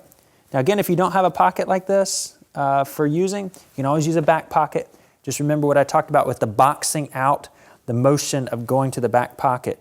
You don't want to have this chicken arm thing. So if you don't have a low pocket, again, cargo pants are great for this. Anywhere you can have a low side pocket for those chips, a good spot. The next thing we'll do is take the $100 chip and place that in the pocket. I like to use a $100 chip. You can use more. Just make sure that the chips have a good contrast. So not only do they see the value change, they can clearly see it's a completely different chip. So that's why I like this 100 one. I think it looks good, and it's a good amount. It's a believable amount that maybe I could have won $100. I don't know. I like going with that, but you could use a $500 or a $1,000 chip. Goes in the pocket. That is closed up and goes in my right front pants pocket with the pocket up so the coin, the chip in this case, won't fall out. Anytime you're storing it in the pocket, make sure you put the chip pocket, the coin pocket, make sure you put the coin pocket up so the chip or coin or whatever will not fall out, goes in the pocket. The next thing is the $5 bill folded in half, and that's going to be put in a back card clip position, just like this. And then the chip is in finger palm. Now I'm pretty dirty here to start off the trick, so you got to be set up as you join your spectator. But the good thing about this effect with the gimme five, high five routine, it's a great opener. So from this position, I can walk up to a spectator and not flash this, but if I'm just walking up, say give me five to your spectator, give me five to the cameraman, and then you produce a $5 bill from back clip. So if you've ever played around with this concept, if you're like me, it's real easy to back clip just like you back clip a paying card. I back clip everything. I back clip dollar bills when I'm paying for a bill. I produce that. I back clip credit cards, anything small, anything paper-like. Even if you, probably before you're in Magic, you may have known the secret of a back clip. I meet people all the time and say, hey, can you do that thing with a playing card where you hide it behind the back of your hand and produce it? It's a pretty common thing, but I do want to give a shout out credit for the idea of using a $5 bill in the Gimme 5. So that it goes to Carl Hein. Give Carl Hein complete credit for that. His idea he lectured on of using a $5 bill in the Gimme 5. Bam, producing like that. It's kind of cute. It's kind of catchy. It's a good way to get in the routine. So definitely shout out to Carl for that. But you can back clip any dollar bill. You can turn it to any denomination of poker chip. When I saw Carl's idea, I was like, wow, that's perfect for my routine. And from there, you take the $5 bill and you're going to fold it in half. Remember, you've got this finger palm, so you don't want to flash that. Fold the $5 bill in half, fold it in half again, and then in half, so you have this little piece like this. So any kind of currency you've got that can show a nice 5, because I'm going to get a really cool color change here by doing an Amar Spellbound color change again. We use this in the travel coin, the wild coin routine. It's one of my favorite color changes for coins. This time we're going to do a bill to a chip. And so it's real simple. The chip from finger palm is clipped in between the index and middle finger. So this is your exposed view. It's the spellbound change, clipped chip, chip clip. It's like you put on the bag of your potato chips, chip clip. And the 5, come over, pinch that with the thumb, minimal movement as you just come back down and reveal the coin. Excuse me, or the poker chip. Remember that poker chip's going to come from between the fingers. Small discrepancy, but it goes unnoticed. And then as this comes down, this goes into finger palm. You can pretty much have a nice relaxed or as tight as you want finger palm. And now you're left with the chip. Now I've got to go get what we're calling this time the wallet, we're calling it a satchel, coin satchel, whatever you like. But I show this hand is clean. And so this is the exposed view. You've got the $5 bill is hidden back here. I show my left hand nice and clean. As I go to this pocket, just an old ruse, I don't find what I'm looking for. Gives me motivation now to transfer the chip into my left hand. Now I've got motivation to go and ditch the $5 bill as I go into my right pocket, leave the bill, and then pull out the wallet. And at this point, I can set that down on the table. I could hand the chip off to a spectator if I don't have a table, but I like to just set it down there and say, have you ever seen one of these? And it's a conversation piece. Maybe they have, maybe they're not. Most likely they haven't. And I explain what it is.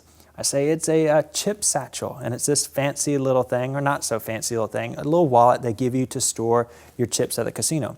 Since 99.9% of your spectators will have never seen one of these, the story's completely plausible, and it's kind of fun. And so I got the little gags talk about how it is something they give away at the casino if you lose so much money. It's the only thing I want in Vegas. And all these are lines from friends and spectators who have seen this trick. They've just kind of given them to me. They're great lines, and they give you a reason to talk about this interesting, strange object you're going to use this routine with. So then you pick up the chip from there, and you're going to do that Mulholland slide vanish again inside the wallet. So just a quick overview of that. The chip slides down. It's going to feel a little bit different because a chip is a different weight than a coin. So you're going to get it to slide down inside. Once it's inside, you're going to pull it out and move it into a classic palm. So completely exposed, you're going to move that up into a classic palm, like so. Just like that, slides in, your classic palm.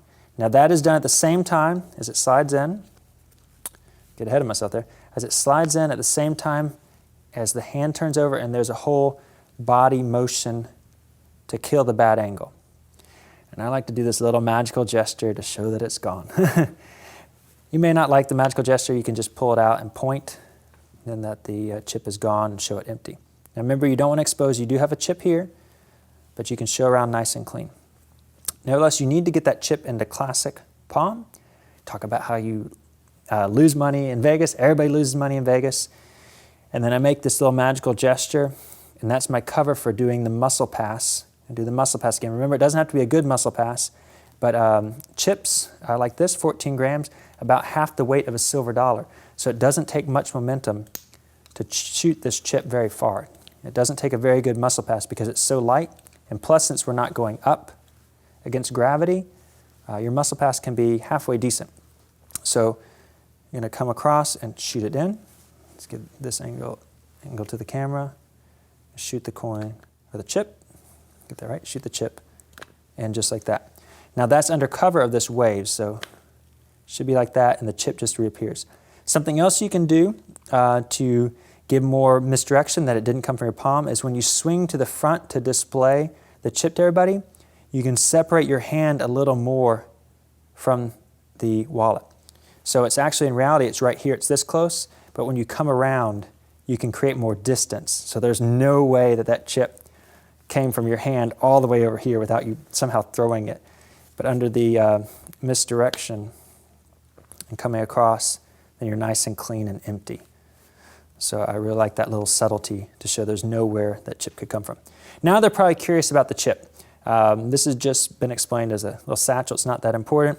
So I talk about maybe there's a cloaking device or something where that chip could hide. Let's put the heat on the chip, not on the wallet. Hand out the chip, let them examine that. And under the misdirection, you're going to now unload the 100 chip. Now there's several different ways to do this. The easiest way is what I call the thumb lift.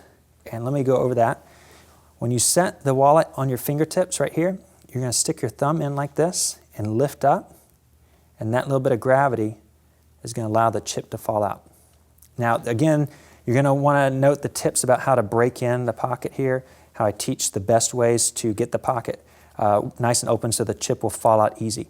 Another thing is this is a lot easier with coins. Chips don't weigh as much, so you might have to give a little bit of a to get it to come out.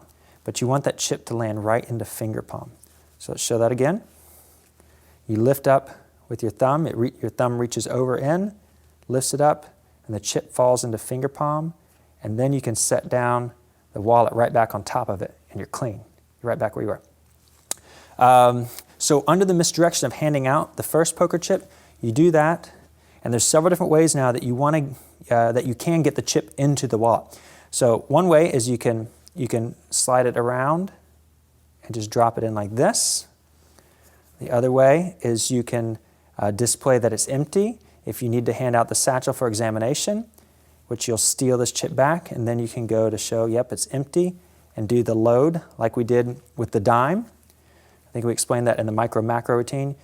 You just simply, as showing the wallet empty, you come over and ditch it inside. Remember, there's no heat right now. There's no reason to expect that there's another chip into play. So don't run, don't make a move out of this. If you feel like you need more cover, you can always do this move down here at your side. So put it down here, and then it's just out of the way, and I could sneak that in out of frame while people are talking about the chip. And say, have you ever seen a chip like that? Have you ever been to that casino? Have you been to a casino? You can start up a little conversation. People talk about all kinds of things when you start a conversation about their gambling experiences and whatnot, or how they don't gamble, and you can applaud them for not gambling, or you can talk about whatever. You just get in a conversation, but the idea is you've got to get that $100 chip in there, out of frame or in frame. But those are the concepts there. Now, no reason, again, to suspect there's anything inside the wallet. You take the $5 chip back. You can do the Mulholland slide vanish again. Same thing. 5 goes in. You steal it out, and this time they can immediately see a color change. So now you've got the $100 chip. Similar to the micro-macro routine, we're going to reach in with 2 fingers, pinch that chip, and then do the muscle pass, ditching the 5. So that comes in, we go and display the 100. And let them see nice and cleanly that's a $100 chip. So again, if you don't use a muscle pass, this is a great routine to practice it. As you steal out the 100 chip, just shoot that other chip inside and go to display. There's great cover because everybody's looking at this chip. Even though it's in a very small frame, there's great cover for you to ditch the 5 coin, the 5 chip. All right, now I like to play with my spectators, say, now check this out, and take it back, creating more tension, more interest in the 100 chip. And you can hand it out then eventually after you play with them. It's a good way to take all the heat off of the wallet. And so now I've got a fun little line. A friend gave me when we were talking about this routine. He said, do you know how you leave Vegas with a small fortune? You start with a large one. So that fun little chuckle there that you get from this line gives you misdirection to do the bold drop.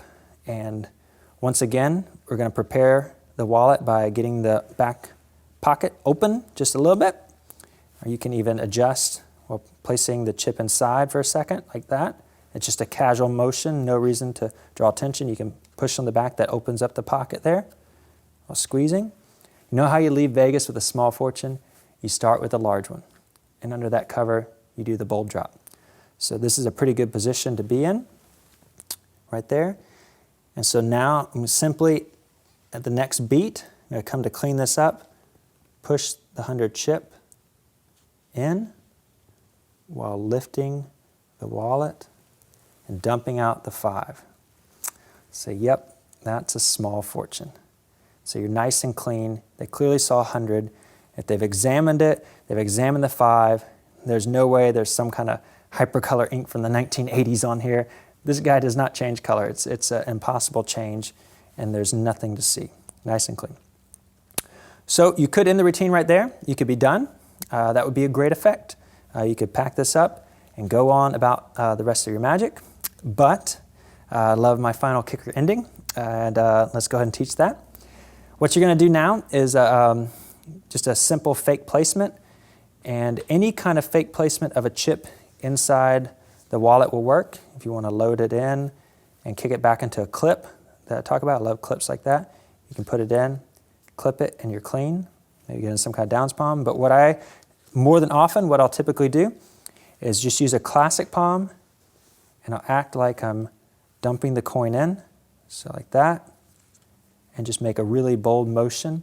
And then I've got a cap subtlety here, where I've got the chip hidden in classic palm, and I can cleanly display. Now, there's just one chip inside the wallet. Of course, the spectators don't know the chip is in the pocket, but it feels like it's right inside. And I say, you know what? I should probably quit while I'm ahead. I still got $5, Let's build that up. And so I ask a spectator to examine, make sure, let them touch the wallet, make sure there's a chip in there. You feel just one chip, make sure they're convinced. And I say, I should probably quit while I'm ahead, but I want you to make sure we still got this chip here. Make sure I don't do anything sneaky, like sneak it in my pocket. And that's when I ditch the other chip. Is I actually, this is kind of like a Greg Wilson idea, where he says the exact action he's doing and proceeds to do it while saying he's not doing it. And so it's a great idea. Love Greg Wilson stuff. Says, you know what? You probably should hold on this. Make sure there's a chip there. Make sure I don't do anything sneaky like this. And I say, like I don't sneak it in my pocket. And so in that action of going to my pocket and patting it is when I actually ditch the chip. It's pretty bold. It flies right by. People say, hold on that. Make sure that I don't do anything sneaky, like sneak the chip into my wallet. Or you could also say, hold on to that because you know what? If I put this back in my pocket, I might go ahead and spend it. So you make sure the chip is still there. So you're giving this attention all to the wallet, making sure the spectator is focused on it, and they have a task to touch and feel and make sure it's in there. So while they're motivated to look at the task, the other spectators are wondering, is it really in there, or is he doing something sneaky, or is he going to find something I don't know? Everybody's kind of focused on the wallet. It's good misdirection for this bold placement of the other chip to the pocket. So now you're nice and clean, and you're going to ask the spectator if they can feel the chip. You say, now you don't know what the chip is. It could be 5, it could be 100 again. It could have gone down to just $1. And under that, I will allow as many spectators as possible. I might go around the table and say, can you feel the chip? Because I feel in this routine, the more people you can get convinced that they know or have a good idea of what is going on, the more minds you get to blow. You get to really have a greater impact on more people. So I like to go around, and then when I get to the last spectator, I like to have somebody here sitting on my right is when I'm going to do the steal of the poker plaques. And I say, can you feel the chip in there? And that's when I reach down into the pocket, and if it's like this situation, my spectator is lower than me, so I reach down and say, can you feel inside the pocket? And I'm using, again, their shoulder as they sit right here to block my steal. I reach into the pocket, steal out the poker plaques, and I'm going to put them into tenkai. You want kind of a deep tenkai, not so much a lateral palm, but a deep tenkai, like you had a playing card in some kind of cop position. And they feel, the last spectator feels the chip in there. You can come up. Now, if you've got a big, thick packet here, unlike the jumbo coin, it's really easy to flash from underneath. So you have to really watch your angles, that you keep your hand in the line of sight of your spectators. Make sure that they don't see what's going on underneath. So you kind of got to watch that angle there. It's the same deal as loading the jumbo coin. Let me give you the complete exposed view. You're going to open up the wallet and swing those chips or plaques inside. And then you're going to go up to display them. And the great thing about using the rubber band is it allows you to fan out the plaques. And as you do that, you want to be very cautious to make sure that the wallet itself doesn't disappear, because that's a disappearing wallet into poker plaques effect. You want them actually to see them coming out.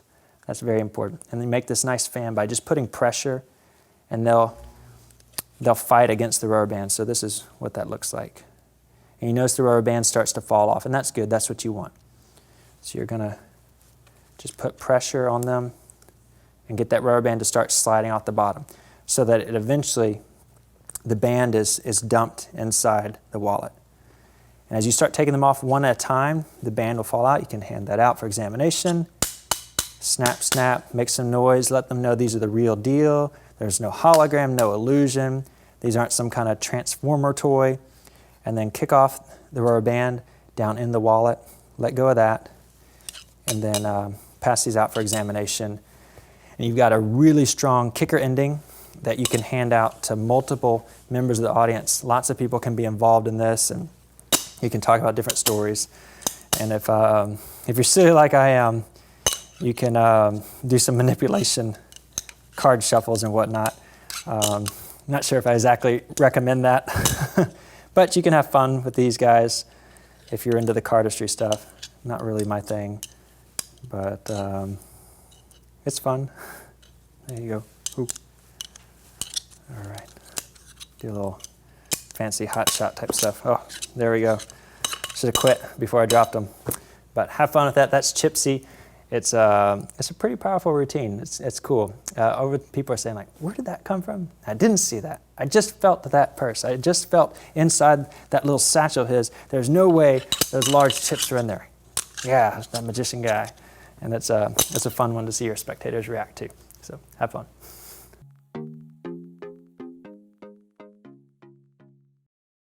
This is the fantastic 3-coin trick. You guys are going to love this one. Just uses 3 old silver coins, and a simple concept. Take those coins and give them a squeeze. The 3 coins become 2.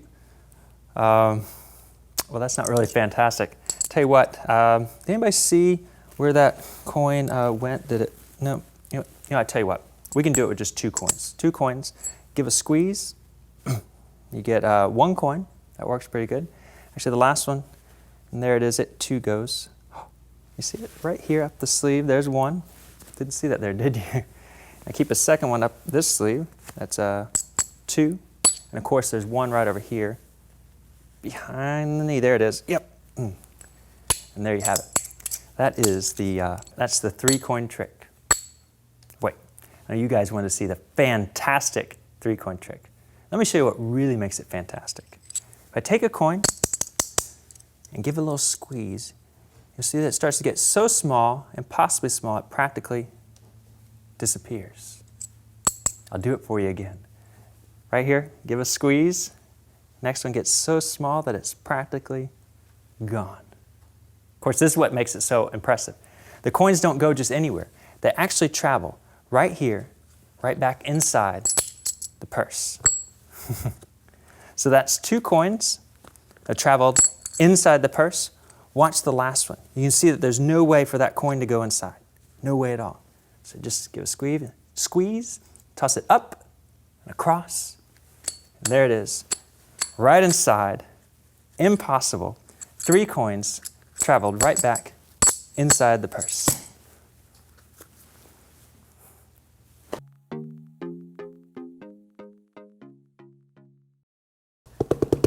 This is the fantastic 3-coin trick. And let me tell you where the fantastic comes from.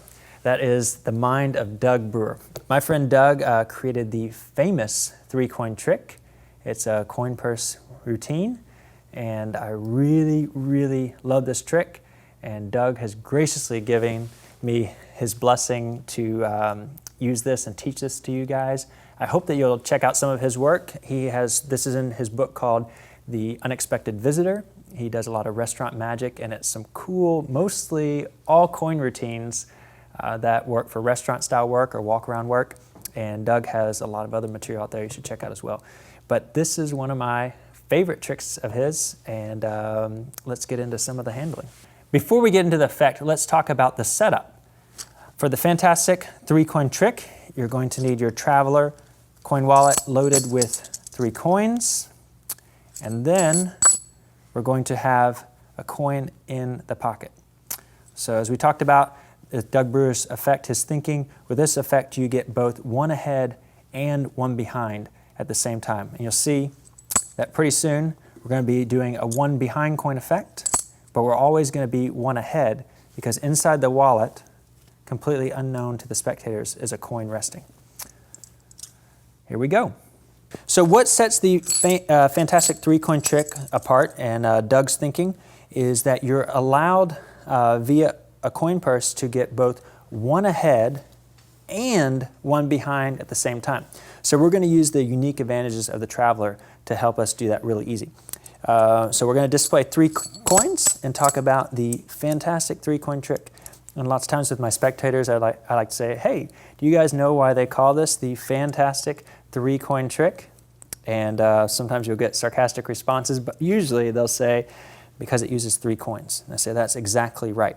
For this trick to work, we're going to make the 3 coins vanish one at a time, and it kind of starts off with a little bit of magician in trouble. Like you're expecting something fantastic to happen with these coins. Maybe they're going to multiply, grow, do something crazy, but lo and behold, they start disappearing on the magician. It's kind of unexpected, it's a little comical, and it's fun. So for the first coin to vanish, we're going to use the Benzias friction pass. Again, we're going to do it in the hands. So just take the coins and toss them across. One coin is held back in finger palm. And I like to do this a special way. My little touch on it is that as the coins are tossed, I immediately bring this coin up into classic palm in the motion of a wave. So as that comes across, this hand closes, this hand kicks the coin into classic palm and waves over, and then the coins are shown here. So at speed, that should look something like this. So 3 coins are clearly seen here, toss across, and then in a squeezing motion, the coins now become 2. Now, so I usually don't perform this over a table. So this hand kind of goes down dead to my side, which will allow me, in the motion of revealing the coins, to actually drop this coin from classic palm into finger palm. So that's the way I do it. I find it most natural. And then from here, I want to show that I truly have only 2 coins. I'm going to do a move I believe I learned from Rune Klon in Rune's World. I'm not sure what the origin may be from beforehand, but I'm going to do a switch to get this coin in the right hand over in the left hand. This is something maybe similar as well you might see in like Chris Kenner's 3-fly or any kind of routine like that. You can give credit there to people for moving coins from hand to hand. So as this comes across, this coin is going to act like I'm taking this bottom coin. So I come across, I peel the bottom coin into a finger palm in the left hand, while the right hand reveals its coin and the hands separate. So we've got 2 coins in left, right hand comes across and separate. Now you can cleanly show 2 coins in both hands. And so that's just so people can see, the spectators can see he's not hiding a coin behind the 2 coins in his hand. Yet I'm hiding a coin here in my hand. So display like that. Now I can say, did you see where the coin went? And I can show the purse open. I can show the wallet open. And then that gives me motivation now to close it cleanly. I can say, did it go anywhere? And I start looking maybe at the spectators. I can joke around with the audience. I can point, you see it fall in this pocket. No, not that pocket. Gives me motivation to come over here. And I look down. I'm looking all the way down to my shoe at this point, all the way down my leg. I'm looking past my pocket. I say, did it go over here? And I ditch it casually in this pocket. Again, that's kind of a Greg Wilson idea, to do something boldly while describing you're not doing it, actually doing it. So that gives me motivation to get rid of the coin. And there's lots of different ways you could do this. You could obviously hold out the coin inside your hand at all times, but I want to get as squeaky clean as possible. And this is the way I feel that the routine works best. You could also do maybe a Greg Wilson all-around square up. There's other ways you could ditch the coin, but I like this just nice bold of sticking in my pocket while casually talking. It flies right by people. In the studio, it's kind of hard to convey how well that works when you're working with a static camera, but try it. I think you'll really like it. So we're left with 2 coins now, and then I'm going to do, for this first part of the routine, another Benzias friction pass. And so you'll get a little bit of sound, the coin flying across, but it's going to be a really quick vanish. So this is not quite a true click pass. But again, it's going to look like this. You get a little bit of sound, cover, and reveal. So this one's a little bit quicker. Now from here, I can do some shuttle type passes, or to show that there's just 1 coin. So I could display the coin here, and then take across, or go across and reveal. I can show just 1 coin if I want to take the time. Again, you might research some David Roth. He has some excellent shuttle passes. Jay Sankey has the flying shuttle. There are a lot of good shuttle passes. But the point is from here to get this next coin to vanish. So we're going to do a simple retention vanish. And I believe this is pretty similar to what Doug teaches in his original routine. And the retention vanish is a retention of sight, where you see the coin to the last second. You see it inside the hand, but in reality, it's stolen into a finger palm. So I like to give a little flash to create a little extra light. I'll wiggle that coin, give a little extra animation right before my retention. So this is the retention vanish. And so the way this works is as you're closing your hand, your thumb is in effect helping to pull back the coin, and the fingers are extending ever so slightly. So as the fingers extend, the thumb pulls back and the coin ends up in finger palm. So in performance, it should look totally natural like that. So a little bit of animation. And I think I may do my retention vanish different than David Roth. I think David Roth starts with his index finger and goes to pinky. But I like closing from this way. I could be wrong on that. I had to go back and study Roth's text. But he's one of the people that is really known for classic retention vanish. But it should look nicely like you're just placing the coin in there and your hand is closing. But in reality, it's stolen back out. And again, it's something you can do with the coin in classic palm. Of course, this is a pretty beginner basic move. There's lots of resources on this. You can go check out any of David Roth's classic text, Bobo's Coin Magic. Most any book is going to have resources on how to make your retention look great. But this is a quick move. From there, again, you're super dirty over here. Dirty as sin in your right hand.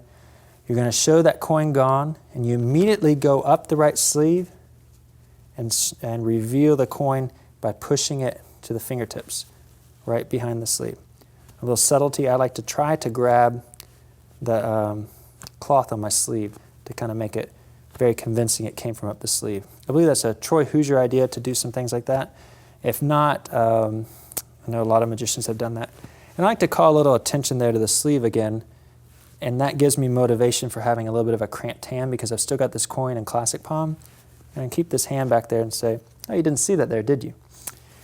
Now, this coin is held in a spellbound position, French drop.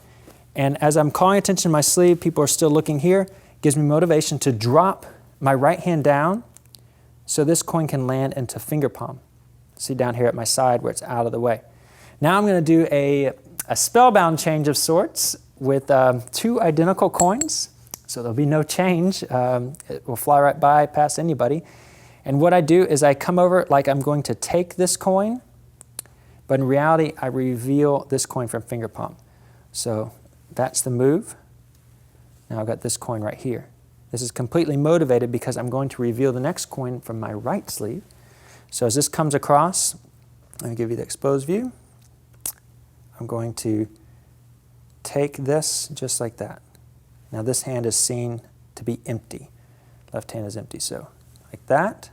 Motivation is this coin needs to be in this hand so that I can come up here with the left hand to this sleeve and produce the next coin. And I like to really put in the Troy Hoosier subtlety here where you can actually show your hand is completely empty. And all that is the coin is resting on my thumb and I push it up against the sleeve.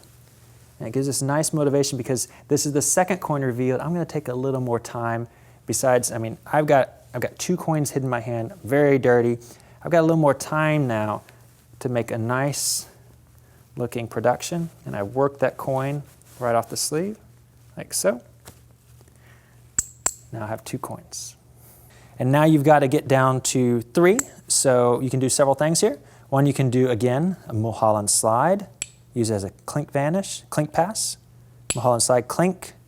You can point and steal that coin back out. You don't need to put it into classic palm. You can just put it into finger palm because you're going to go down to your knee. Other thing you can do is a himber. And himber is something that is difficult. It's a knacky sleight, but you're going to need it in just a moment for the fake 3-coin count. So let me show you how that works. Himber is a little knacky move of using a pinky finger to catch a coin and bring it back into your hand. All right, did I lose you? This is how this works. It's using your pinky finger to catch a coin, balance that coin, and move it back into your hand. All right, so that's the way that you're getting one ahead. And let me break that down for you. Himber scares a lot of people, and possibly rightfully so. It's a very knacky move, but once you learn it, once you get it down, it is a masterpiece. It's something fun to play with.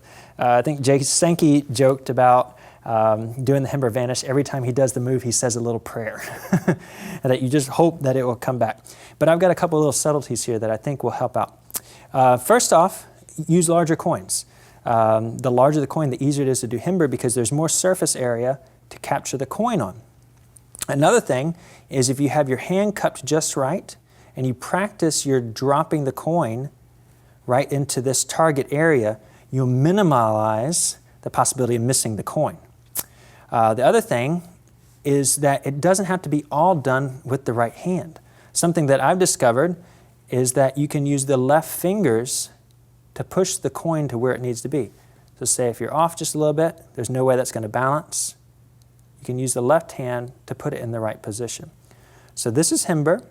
It's simply dropping the coin on top of your pinky, using the left fingers to shield the pinky so it's not seen, and then closing the hand while stealing the coin back into your right hand. So that's the move at speed.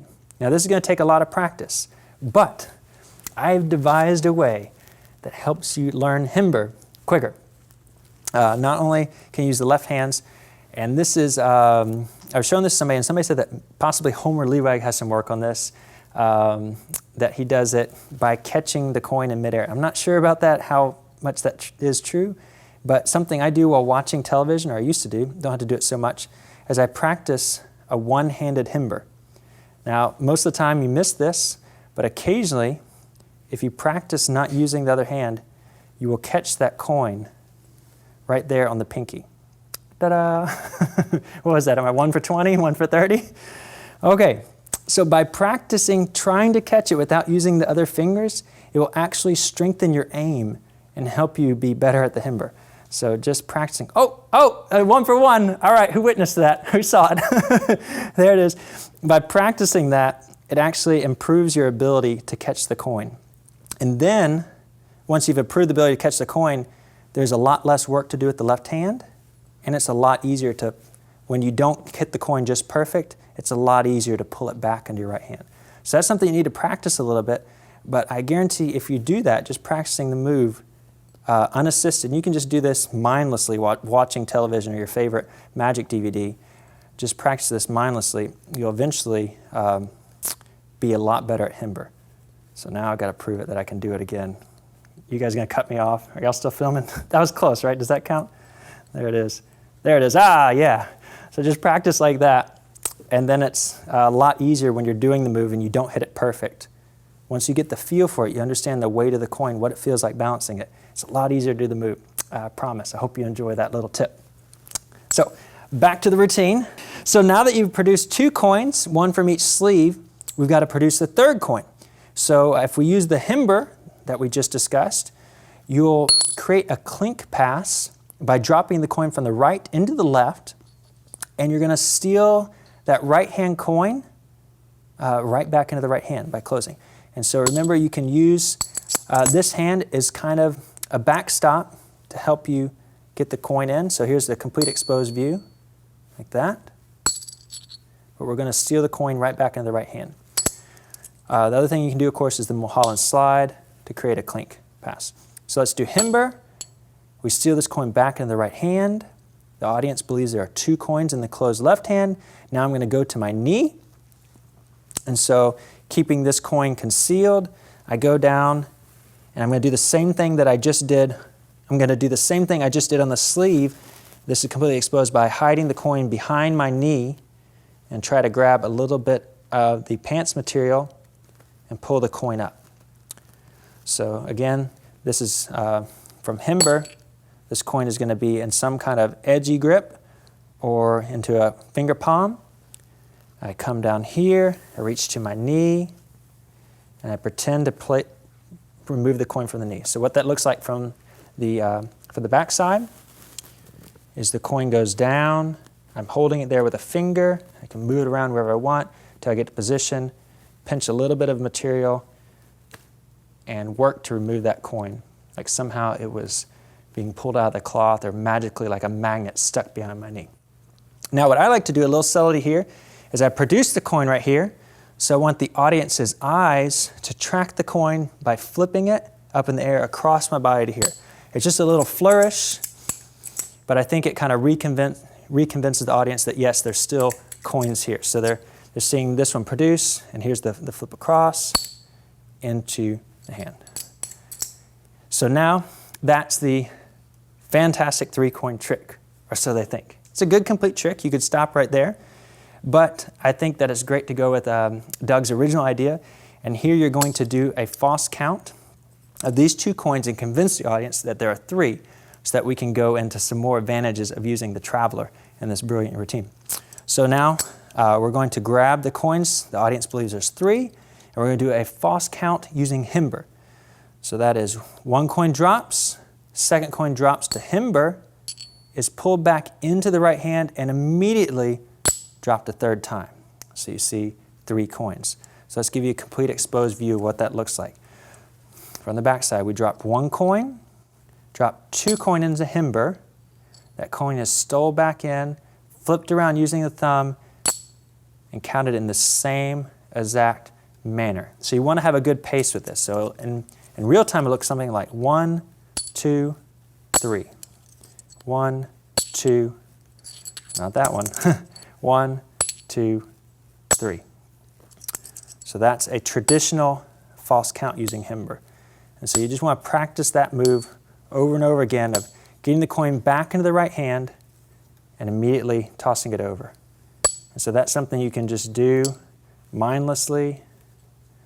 Let's see, make sure that I get that sound in there. You want to really get that clink so it's convincing. And if I do this too much, my fingers eventually are going to turn to jello and I'm going to start messing up the move.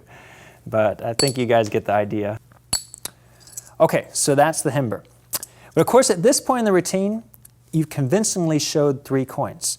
You've had a coin on your left sleeve, had a coin on your right sleeve, and you've had a coin down at your knee. And that last one flying across, I think is a pretty good convincer that there are now 3 coins in your left hand.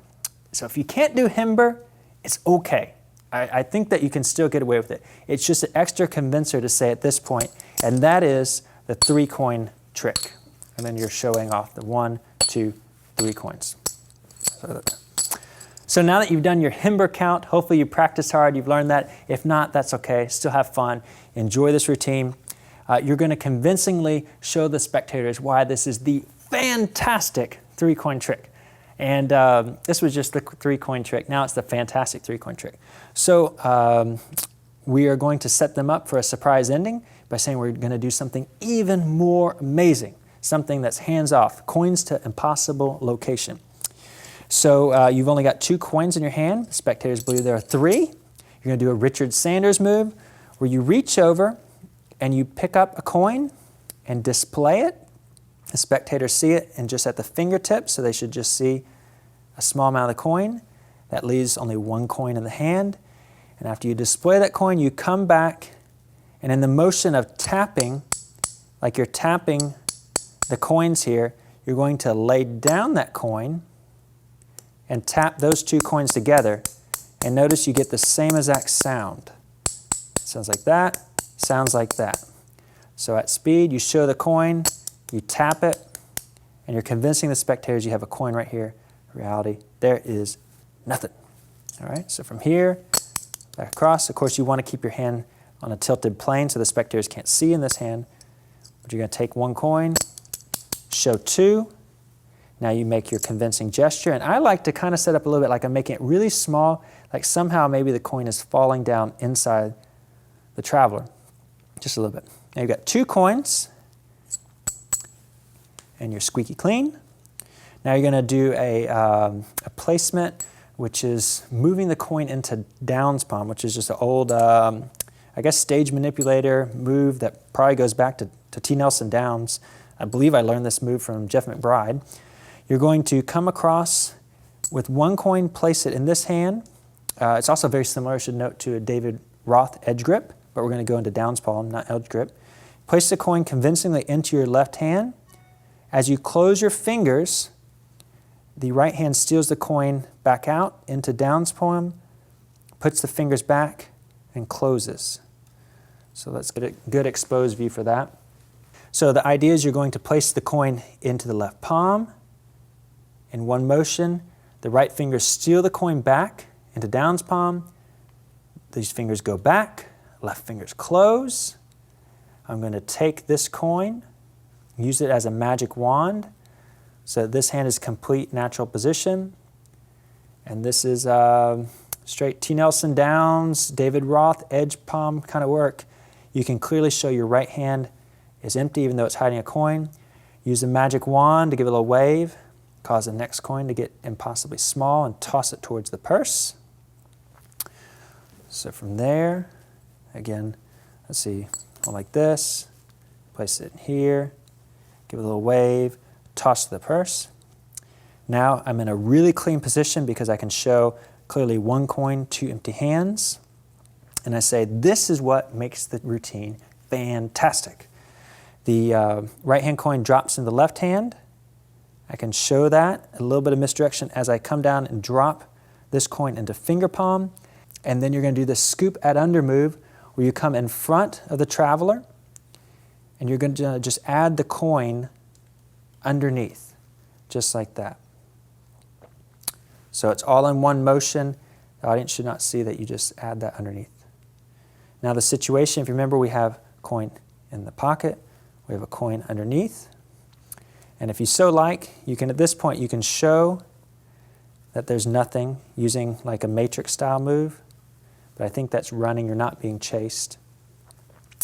And then you're going to do a hot potato, so you've got the coin underneath, just by tossing from one hand to the other. The idea is simple. If you're tossing the two objects, they ride together. And so instead of doing this, we're just going to place the coin underneath the traveler, and then we just toss it across. So tossing across, see that the coin is there, and it just goes along for the ride. Okay, after you've done the hot potato, you're going to reveal that there are two coins inside of the traveler. Here's the issue. There are no coins inside of the traveler. So how are we going to do this convincingly?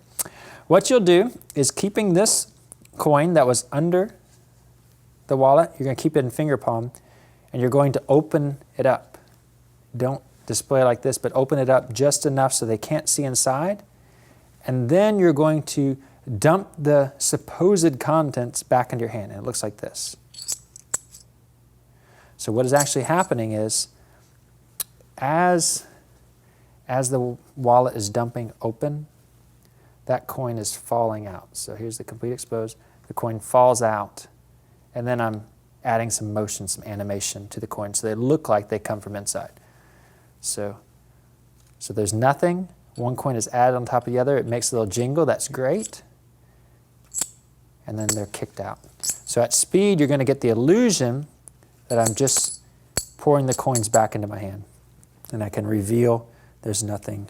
Of course, in the purse, it's not really revelation. I can just display. There's no heat or no interest in this at this time. The interest should be all right here on these coins. So it's pretty simple, a little bit of practice. It's just letting that coin slide out. And again, once you've worn in the pocket just enough, once you get it opened up, flexed out a little bit, and again, using any oils from your skin to break down the suede, that coin is going to slide in and out pretty freely. Okay, so that is the motion there as I tip over, and the animation that it came out. So get this out of the way so your spectators can see the two coins. Two coins have come from inside the traveler. Now I'm going to do a really cool little setup here that I've developed. And what I'm going to do is place the wallet onto my hand just like this. But there's going to be a little secret, and that is I've got one finger inside the pocket, opening up nice and big. So if I want, I can do a little magic trick here. Ooh, look, that's the magnetic coin wallet. Ooh, whoa, all right. Looks pretty good, right? Ah, maybe not. But you're going to do that, and that's going to help you in just a second with the load. So there's nothing to be looked at here. You take one coin, you take the second one. Now they're clearly in there. It's a convincer, reconvincing the audience that they came from inside. And then it's a simple matter of picking up the wallet and holding it like so. Now what that does is that sets up where we've got an open pocket on top. Open pocket on top. Now that's very important. This is bad, that is good. So by having your finger in there previously, when you go to lift up, you should have a pretty good pocket. That's going to allow the coin to slide right in, because we're going to do a very bold, in-your-face ditch of the last coin. What we say is we hold the coin right here at the fingertips and say there's no way that coin can get inside, and there's not. It can't get in there. But as we come over and saying no way it can get in there, we've done the move. Just like that. And the coin has been loaded in. So let me just show you from the front. And this action of saying there's no way it can go inside, the coin is just added in, and give it a little couple extra taps for good measure. Bring your hands apart, make the coin vanish. So let's show that again for the front. Comes in, no way it can get in, just dropping the coin in, like that. And of course, gravity is going to do all the work for you. So tap, tap, tap, tap, tap, tap, tap, tap, tap, tap, tap, no tap, tap, tap, and tap. There you go. So once you've gotten here, once you've tapped the coin in, make the slow vanish as much as you like. I pretend that I toss the coin up. I kind of watch like it goes in and lands inside the traveler. And I do this right here. Try to get a little noise, a little jingle, just a reinforcer. There's coins in there. Of course, they haven't seen how many, but I can clearly show there's no coins in my hand. And I can even toss back and forth like this, showing both sides of the wallet. And now there's a couple different ways you can reveal. I'll show you my favorite one. I'll give you an alternative. My favorite way is to open up the wallet, and you can let a little flash of silver be seen by the audience. That's fine, because they're gonna have a hard time counting how many coins are actually in there. My favorite way to show the 3 coins is I start to get my pinky finger in position here as I'm going to turn over the wallet, and that coin is just going to rest there on my pinky. Now this is a little knacky, it's kind of like a himber, but I'll show you where this goes. I come over with my right hand and I steal that coin while reaching inside the wallet, and I steal the top coin and I show 2 coins. Now if you're a card magician, you may recognize this as the under the box load. You can show that a playing card has landed inside a box of playing cards, and it appears to come from inside by pulling it out the bottom. With the thumb inside, it's kind of convincing. With a thumb and a second coin inside, it looks really good. Now when I get here, I'm left with a 3rd coin, and that's the one, obviously, we just showed we placed 2 coins in the wallet so they know they're there. If it's the 3rd coin, we can be really dramatic and drop it out. And you've got the fantastic 3-coin trick. So let's look at this from a different angle. As I open this up, I adjust so that the pinky finger is right underneath and it catches the coin as gravity pulls it down. My right hand comes inside, grabs a coin, and my right fingers grab the coin underneath, and they slide out together so they appear to come from inside. And it creates a really cool retention illusion of sorts. So again, from here, this comes out, and then you can do a dramatic 3rd coin, just like that. And so that is the fantastic 3-coin trick. Of course, if that unload scares you, you can always do what we did previously, where you can dump the coins into the hand and show some animation. That's a very simple way to get the coins out because everything is contained in finger palm. Coins come out. That's the way you can reveal the 3. You can also do it from left hand into right by dropping the coin right into finger palm, where you can come across. You can get the same illusion again, or you can drop all 3 coins. Of course, I prefer the pinky method. So these are some of the easier methods, but I think whatever you practice with, you can get a really cool revelation of 3 coins from inside the traveler. So good luck with it. Have fun.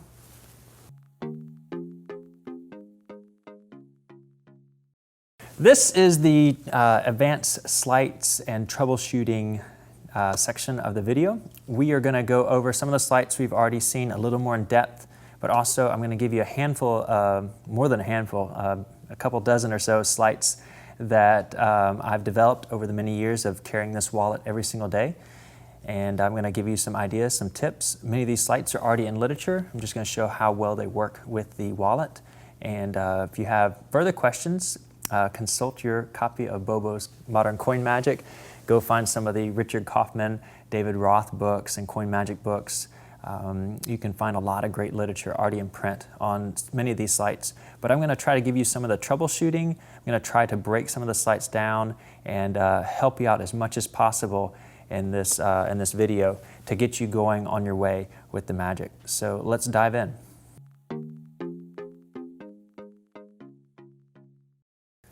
All right, so let's talk about some of the sleights, and do so. Use a deck of cards.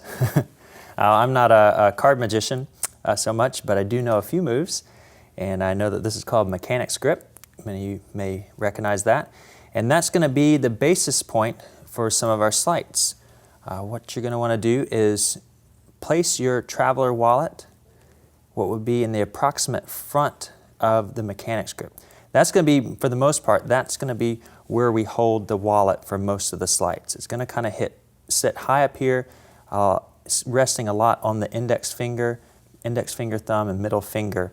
And that basic position is going to allow us to do a lot of the fake loads, because we're going to have more palm space to work with as we put our coins inside.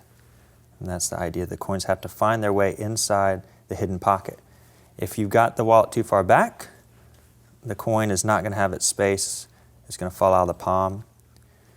And then if you've got the coin too far away, you're going to have more visual where the audience can see the coin exposed from the front.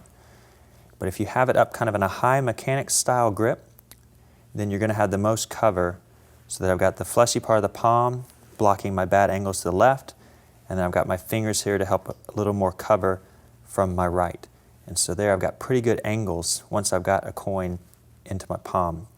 So the idea for any basic fake load is that you want to keep the edge, front edge of the wallet facing towards your audience. If your audience can see the back edge, they're going to see that the coin does not really go inside. It's going to show up against the back. But if they only see the front edge, it's hard to tell where the coin is going in or not. And so along that lines, you're going to want to do a little bit of video practice on this. Just use your cell phone camera or whatever. You can use mirror practice as well. Understand wherever the eye line is of your audience, if their eyes can see the back wall, you're not going to create a good illusion when falsely loading the coin back into your palm. So let me give you front on what you'll see with that. So that's basically what you want. You should not see the back edge. If you see the back edge, then it's not going to look good. And basically, it might feel a little bit awkward how far back you have to keep the angle of the wallet. It's almost like a 45-degree angle. But trust me on this, to the audience, it looks completely natural that you're just tossing in a coin or placing in a coin into the wallet. That there's nothing awkward just because they're looking at a black wallet. It's black stitching on black sides. It's not awkward to the audience, but it might feel a little weird to you that normally you would just place something straight in, but you would have it on a level plane to the floor, but you're going to have to rock it back at almost a 45, maybe a 40-degree angle to create the right illusion. So with that, the first load, the basic one, is that you just pinch the coin in between the thumb and index finger, and you're going to just place it like you're placing it into the wallet. Your fingers kind of provide a cover over the top, but the coin goes behind like that. So the coin just goes to the back, and the fingers kind of mask, and it's just a quick placing motion. So like that. And if you notice, I don't get the coin into the pocket. Ideally, I get just the very lip of the coin on the lip of the leather, and that's perfect. Sometimes it may miss a little bit, that's fine. This is bad. You want to try to avoid that at all costs, because then you have to back up and put the coin in, and that'll take a couple of moves. So you're going to want to play around with that because it is a little knacky at first, but I promise you with a little bit of practice, it'll become very natural. Just as natural as placing the coin inside, it'll become just as natural to place the coin behind. Just a little bit of practice, and that's about what you want. Perfect right there. A variation of that is what I call the bold drop, and you've got to watch your angles are a little worse on this, so it's really good to do this in the offbeat after you performed a trick. You'll see, like in Brother Jeffrey's micro-macro routine, I perform the bold drop, but I do it after the audience has seen one final change, and it kind of fits in where they've relaxed. You can see the tension goes away, and they've relaxed, so it's okay to do that bold drop. And that's where the idea is I just pitch the coin right into my palm, and that's a pretty good one there. So the idea is the coin drops from a little bit of a height and lands in the palm. The philosophy here is a Roger Klaus half step. Roger Klaus had the brilliant idea that sometimes if a move might look suspicious, break it up into two smaller moves and do it in half steps, kind of like in music, a quarter note breaks into 2 eighth notes, or a whole note into 2 half notes, and that way you can disarm the audience by not doing something really fidgety. So after you have a coin in position, or a decent position like this, the loading is going to be in the next half step. And so that's going to be in the action of readjusting the wallet for something. For example, say I've got the coin here. What I'll do is I will push in the coin. This position, it's really easy to just push it in. I'll do that with my thumb. And then in the action of picking up the wallet to display it, I'll squeeze the coin in like that. I didn't get it quite all the way in. A little jiggle can readjust that. It's no issue. You don't stress about that. But from here, the thumb will go behind, push down the coin, and in, all in one fluid motion. Now there's another variation to this that I use quite frequently. If I'm going to do a color change, say I've already got a coin inside the wallet, for example, this Chinese coin, if I pitch in the coin, that's not a very good one, but I'll still make it work. I'll grab the edge of the wallet and go up and display in the action of changing the color. So there's a little more motion that I'm bringing up to show the change. So we can look at that again. Drop, that's a pretty good one. Go and pinch and go up the corner and then display. So it's in that motion of displaying or readjusting the box shape that I can actually get the coin the rest of the way in. And it becomes very natural. It's just as natural as picking it up and readjusting. Let me give you one other variation. Sometimes you need to make two coins vanish. And if you need to do that, the idea is that you would pitch the first coin. That's perfect. Now the second coin is even easier because I need the noise to make the illusion. Land in. Now I've got both coins. The bottom coin acts as a shim to put the second coin in. So you can play around with that. Just watch your angles again, make sure that you got the right angle. One coin, two coin, pick up, and I can get the noise. I shook that coin out there. It's kind of hard doing it for the camera. But again, with something like that, don't stress. You can easily just reposition again. And you can still get the illusion. It sounds like coins are in there, but they're not. Surprise! All right, so now you're probably wondering, I'm practicing, I'm getting in live performance. What happens if I miss? What happens if I got a really bad one? That's going to be hard to readjust. I mean, you can't really rock that back in without doing some kind of crab crawl movement with your fingers. In that case, you know what? Just roll with it. Reach in, act like you're reaching into the wallet. Pull out the coin again, display, and you can say, "Did you really see it? There it is." And try again. Take another shot. Second time I get it, and I go through, readjust, I'm good. All right, so always just be on your feet, be ready for that. If it does miss, or say you get in the wrong spot, that's going to be hard to recover from. Just act like you're pulling it out, and try again. So there you go. So now we're in a pretty good position. That's a little under the lip, but I can save that, just like that.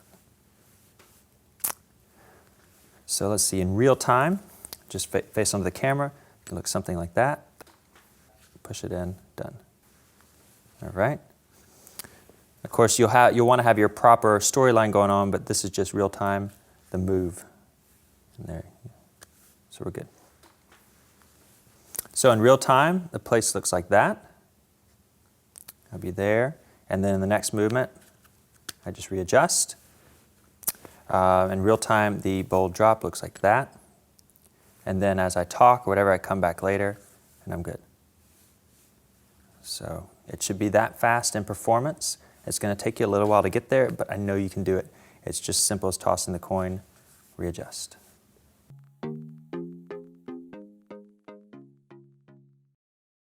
Here's one of the easier loads. This is the finger palm load. We use this in several routines, and it's a great way to load a coin inside the wallet in any of your routines you may use.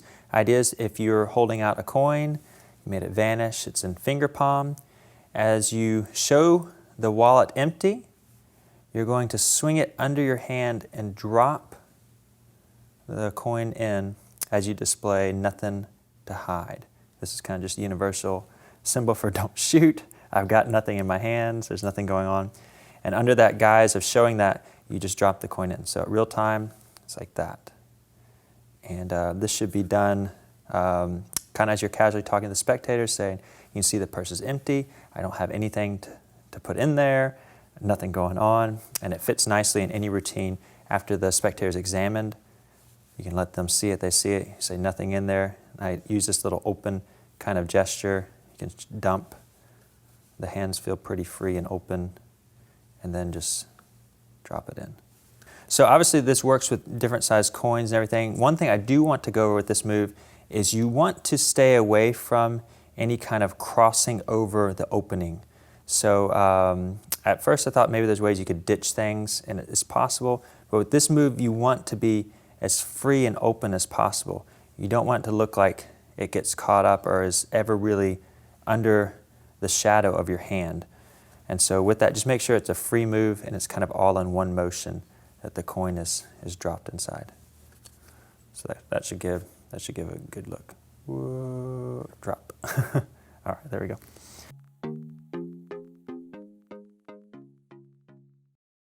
This is one of the more difficult. Here's one of the more difficult moves. This is Himber with the wallet. All right, you guys know Himber. We went over that with the fantastic 3-coin trick, the idea of stealing the coin back into your right hand. We can also do that into the open wallet. Oh yes, oh yes. So put your wallet in a mechanics grip, but modify it a little bit. You want it in a diamond shape where a tip is pointing right at you, where it hits you right in between the eyes. And you're going to Himber right into that corner, and then that allows you to steal the coin back out. So at speed it looks like that. And this is a fun one to do on magicians. They're like, you just, what? No, there's no way you Himbered out of a purse, out of your wallet. No, it's a fun one. Another modification of that is if you have the wallet up in the standard kind of mechanics grip position where you put it, you can actually, with the right angles, you can Himber into your palm and pull it out. So you know, a little point that it's in there and rock it forward.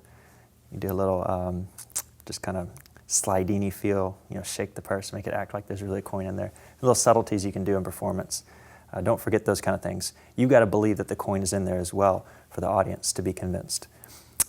With that as well, I don't use smaller coins, but I find usually with the wallet, $50 can work as well for me. As I say that does not work. There it is. The smaller nature of the $50 doesn't work for my hand for Himber, but with the wallet, I'm able to create a smaller area, and the sides can actually help me to get the coin onto my pinky. So that's something with different sizes. Here's with the dime. Let's see. Nope, not going to work today. Himber the dime coin. Oh, come on, just for show. Nope. Oh, I got it. Okay, that counts, right? But it's easier with the dollar. That's what I practice with. And so it can kind of help. It actually can give you a different feel for Himber because you got a smaller target versus the whole palm of your hand. So play around with that one. It's a lot of fun. One thing I may not have mentioned about Himber is your pinky finger doesn't stick out until like the last minute. Once it has cover of this hand, make sure you're not doing this. That would be bad. Why is he drinking tea? We're not drinking tea, we're doing coin magic, people. So as the cover comes in, that's when the pinky comes out to catch it. And so that would imply the same thing if you're Himbering inside of the wallet. You're here as you come down, then the pinky comes out. So I'm watching the monitor there, so I missed that slide, but that's the idea. And so you want to, on this, there's a pretty good angle back on the wallet to create that illusion as I pull it out. Another good thing is if you do Himber and you get it down, it's great to take that coin back into a curl palm position. So once you're here, you can go to display the wallet, and you've got really open hands if you wanted to instant vanish because that coin is hidden down there. So you've got a really open display. Let me do that for you real time. So Himber in, this, and display. Another thing is you can convince people that the coin is in there. Actually, oh, there is a coin in there. Thought it felt heavy. Say I'm going to do some kind of color change, so I've got a different coin in there. I can go Himber in, and then I can immediately close it, and I've got a display like this. And now I can ask the spectator if they can feel coin in there, which they won't feel the silver coin, they'll be feeling that gold coin in there. And I can do a switch that way. And then later on, when I need to reveal the coin, I've got a gold coin inside. So some fun stuff with the Himber. Again, it's a knacky move. It takes a little bit of practice. but it's a very powerful coin sleight. And you put it in conjunction with the wallet, and you can then get coins in and out of impossible locations. So it's a cool thing to do. Hope you enjoy that.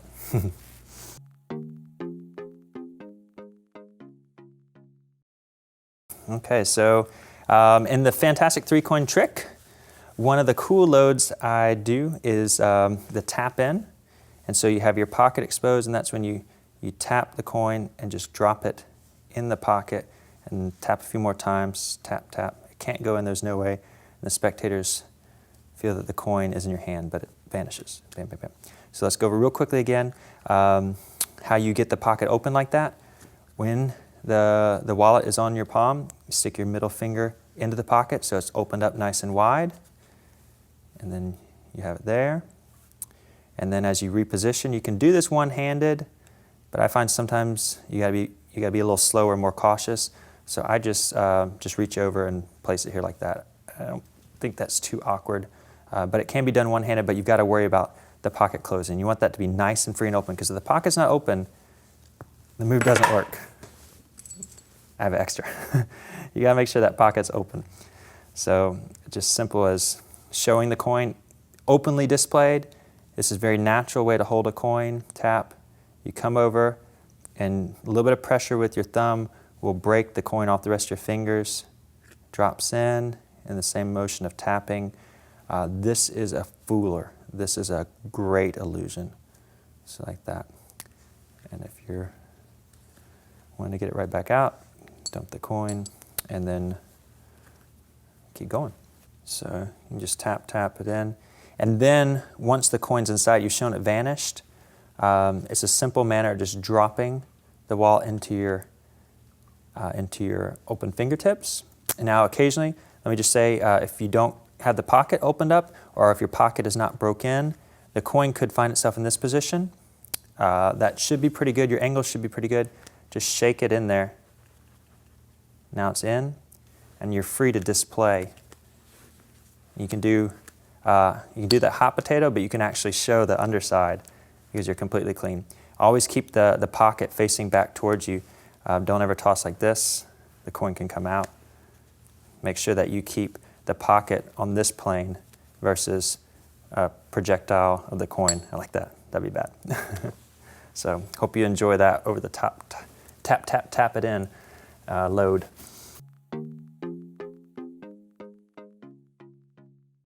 This is the Scott Robinson pitch in the pocket load, the pitch load. This is fun. Scott Robinson, my good friend out of Charlotte, North Carolina, has a move where he takes a coin and it vanishes inside a deck of cards. And the way he does so is while talking about the coin, he goes and displays it and places it on top of the deck, but it vanishes. In reality, he's pitched it behind the deck, which he's holding in a high mechanics grip. The coin goes behind. So what you do is this motion of showing the coin, you come from behind, and you pitch it into position, then you act like you place it in.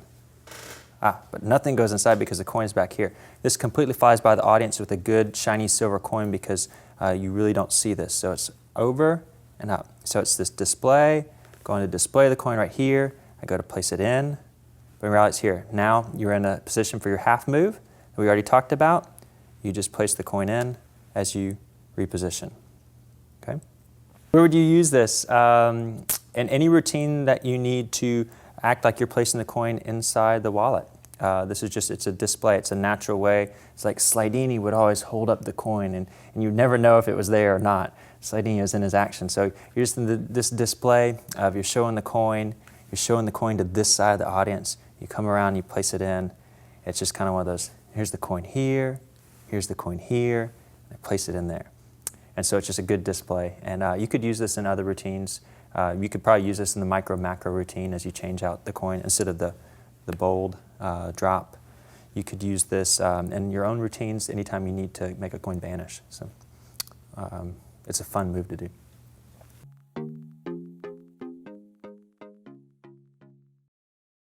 We're going to go over some of the unloading here. So once you already have the coin hidden, it's vanished.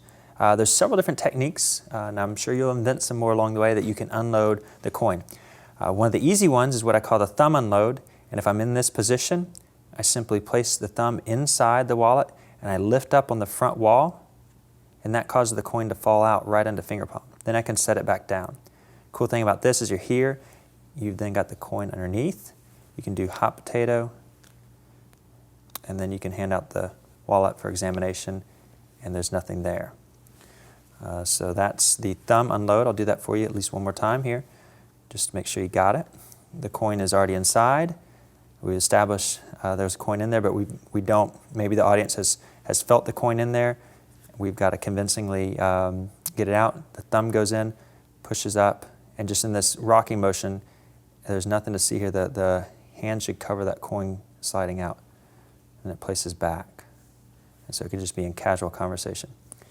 Another thing I want to reiterate, make sure that you know where your pocket is at all time. I know I already talked about the Sharpie mark, but make sure that you're practicing before you get into a position like this, that the pocket's in the right angle. Because if it's facing this way in the front, you could expose the coin. If it's facing to the side, you might be juggling. Why is the coin not falling out? Well, it's not falling out because you don't have the pocket facing the right way. So always be aware of your pocket orientation when you do your loading and unloading and your tossing around, because you don't want to be displaying the wallet a wrong way where people see a flash of silver in there. That's going to look awkward. Let's see, so another unload with that is another two-handed finger palm load. This is for the camera. I'm going to move my hand in an awkward position, but the idea is you just dump it and you put some animation with your hand. The coin motion is this: once it lands, you flip it back, kind of like a Jay Sankey flying shuttle, or any of those other guys that have worked on moving shuttle passes. You come over, and as you dump, you move the wallet back like the coin has come out. You can do this from one hand to the other. This is from the left hand to the right. I come over and I watch. This is my bad angle from the front. So I bring my hand up to shield. I dump the coin out like that and then make the motion like that with my right hand. Another variation with that is if you already have a coin in finger palm, it's okay if they make some noise here. I can jiggle and then toss the two coins. So again, my arms might not be in the right position. It's just for the camera here. I want you guys to understand that you want to turn this a little bit back. You don't want the audience to be able to see inside. That would be bad. They see there's no coins. But it's just kind of a little bit of a masking that it's here, a little jingle, and a toss. And the wallet kind of moves out of frame so they just look at the coins. Another variation on that, where I talked about the unloading the box. This looks really good for Fantastic 3 coin. If you've already got two coins inside, and then getting that coin out from underneath, you can either use the pinky method already taught, or you balance the coin on your pinky or into the finger palm and doing the under the box unload. And then you have a coin very convincingly inside if you're trying to make multiple coins appear inside. These are all different variations, but just play around with it. You can see there's just lots of different ways you can make it look convincing, whatever feels natural for your hands. I think that you can find some different ways to unload with this kind of basic method. You have some fun.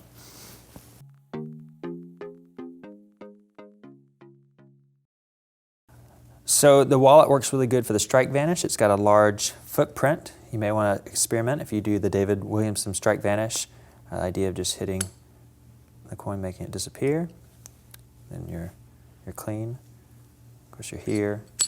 The idea of the strike vanish, of course, that you're making the coin disappear from one hand underneath an object in the other. You need some kind of magic wand. The wallet is nice and wide, so you can use the wallet to make the coin vanish. So there you go. Cool. So one of the original ideas I had in some of my early routines is a very magical moment you can create with the wallet, because you can actually cause it to close on its own. And what I would do is, in the middle of a routine, I would make a coin a one-handed vanish, like some kind of French pop, make the coin vanish, and then after it vanished, I would imply that somehow it reappears in the other hand, and it looks something like this. And come to display. And so if you angle it such that your thumb is far away from the audience and a wide stance, what you're going to do is hit the thumb. Let's see, this is an awkward angle from my hand, but I want you to see it at the camera. The thumb is going to hit the back stitching, and it's going to close the wallet and move away. And as you display, your hand can be more open as you turn the wallet to face the audience. But this thumb should be away from your audience. One note on this is going to need a broken wallet. This one's working pretty good. And then you're going to want to make it stand up by popping the sides out. It's good to have at least one coin inside, a little bit of weight, so this will work better. The idea is the thumb just pushes and closes, goes away. And so this has actually gotten quite a few audible gasps. It's a pretty effective illusion that coin disappears, and you're wanting to say that it's traveling into the wallet. Bam, just like that. And you could experiment with this at the ending of the fantastic 3-coin trick for an optional other ending. The final coin is going to go up, disappears, and ends inside the wallet. Of course, you're dirty over here. You have to do some kind of hot potato to clean up. And then you could do a fake unload that the coins are all 3 inside. So it's just another option. It's a fun little idea of using your thumb to just brush down and close the wallet. Once it gets broken, it will probably be a lot easier, depending on, again, all the wallets they're handmade, so they're slightly different, but most of them, once you get a little broken, that will work better. It's fun. So another idea is if you use invisible thread or any kind of thread loops. This is best done with a strong invisible thread, but if you have a well broken purse, you can use thread or loops to do a haunted wallet, just like this. You can get the wallet to actually close. And if you had some kind of signed coin inside or a mentalism type effect, or needed some kind, you could use the wallet for a billet and some kind of a mentalism type routine. That could be a very powerful effect. The secret to it is pretty simple. You just use your invisible thread. I'm using a loop here. I would recommend using something stronger than a loop, and you definitely want a worn-in wallet for this. This is one of my ones I've been using about 12 years, and I'm using that because it's going to close easier. You don't want the thread to break, but if you have a stronger thread, that helps. But the idea is you're just going to move your hands in the direction that the wallet will close. So you find your thread, which I've got some thread right there. I put it across my hands, and then I'm going to get basically there's the 2 lines of thread, one going across every side of the wallet. The top of the wallet is touched by the thread here. And this is just the idea. These are some of my workshop ideas that I don't use, but I think you may use it in your magic. And so the idea is simple, just as you're making magical gestures. Ooh, that looks good. That looks good. And then you would clean up as necessary. So if you've got a place for that in one of your routines, I hope you'll use it. So there's lots of different times when you may need to show the wallet empty. And so say, for example, you have a coin inside. We talked about this a little bit in the travel coin routine. If you have the coin up against a wall, you can place your fingers in and display naturally, and it looks like the wallet's open. So once the coin is there, you can leave it inside. Say, for example, you want it to appear empty, just pinch that coin up against the back wall. You could place another coin in freely now, and there's no talking. So that's a good display.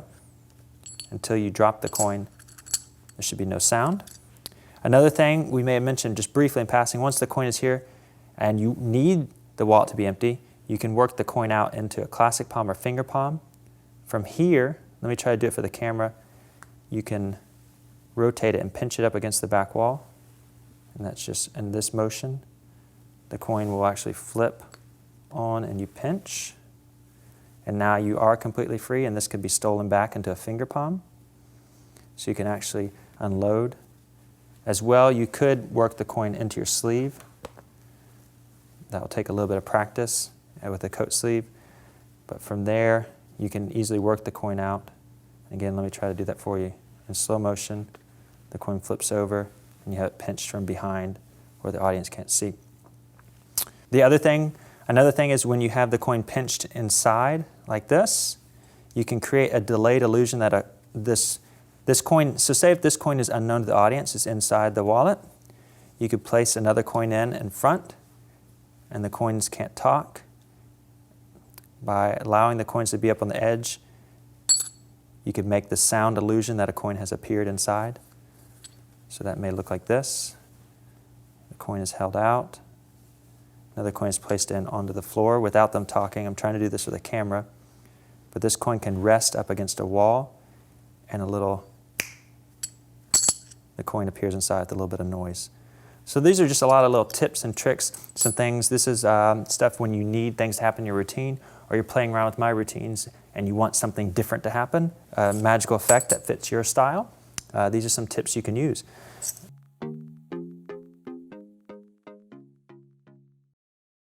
So one final tip, or a couple of final tips wrapped up into one major point, is if you're having trouble using your wallet, the number one issue is going to be that your leather's not broken. And the honest truth to that is it might take a little bit of time. And as I mentioned some tips, the main thing you can do is put coins in it and put it in your pocket.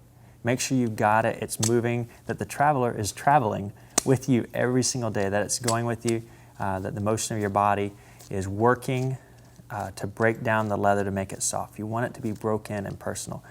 And as that happens, you'll find that the sleights as far as the coin unloading in and out of the pocket will be more natural, that if you need it to do the one-handed close we just mentioned, it'll be more natural if the coin's in the right spot, it'll be more natural.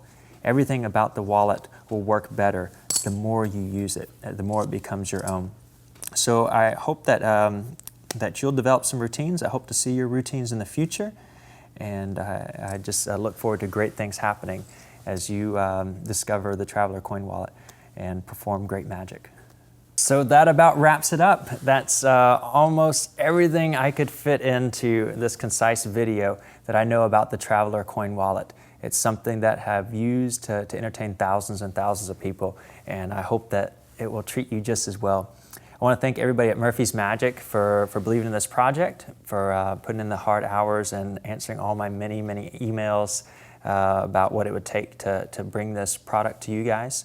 And I want to thank my wife, my family, for putting up with all my practice, the hours that went into creating this video for you guys. Thank God for the ability to do these things and share them with you. I also want to thank my good friends in Charlotte, North Carolina with the Sleight Club. We met weekly for about a year, and we discussed many of these tricks, and they helped hone them down. Same with some of the magicians in the Houston, Texas area who have supported this project as well and met to make this magic great. I hope that throughout this video I did proper accreditation to all the many great magicians who have come before me and developed many of these sleights. If I missed anybody or if anybody's left out, please don't hold that against me. It wasn't intentional. It may have slipped my mind, or it's possible that even though I consider myself very studied, I could have missed something. But I want you guys to keep in touch. If there's anything you develop with this, my website is www.copelandmagic.com. Copeland, like my last name, magic.com. And you can find the same thing on Facebook. You can reach out to me. You can share your videos, your posts, and let the magic community know what you're doing with the wallet to make it your own and make beautiful magic. And finally, I want to thank you, the magician. Thank you for purchasing the Traveler Coin Wallet. Your support has allowed this project to take on life, and will allow me to continue to create great magic and give back to the magic community. So I want to thank you for your support, for you being involved, and I hope that together we'll all advance the art and make great magic for the world and make the world a better place. So thank you so much for watching, and see you in the future.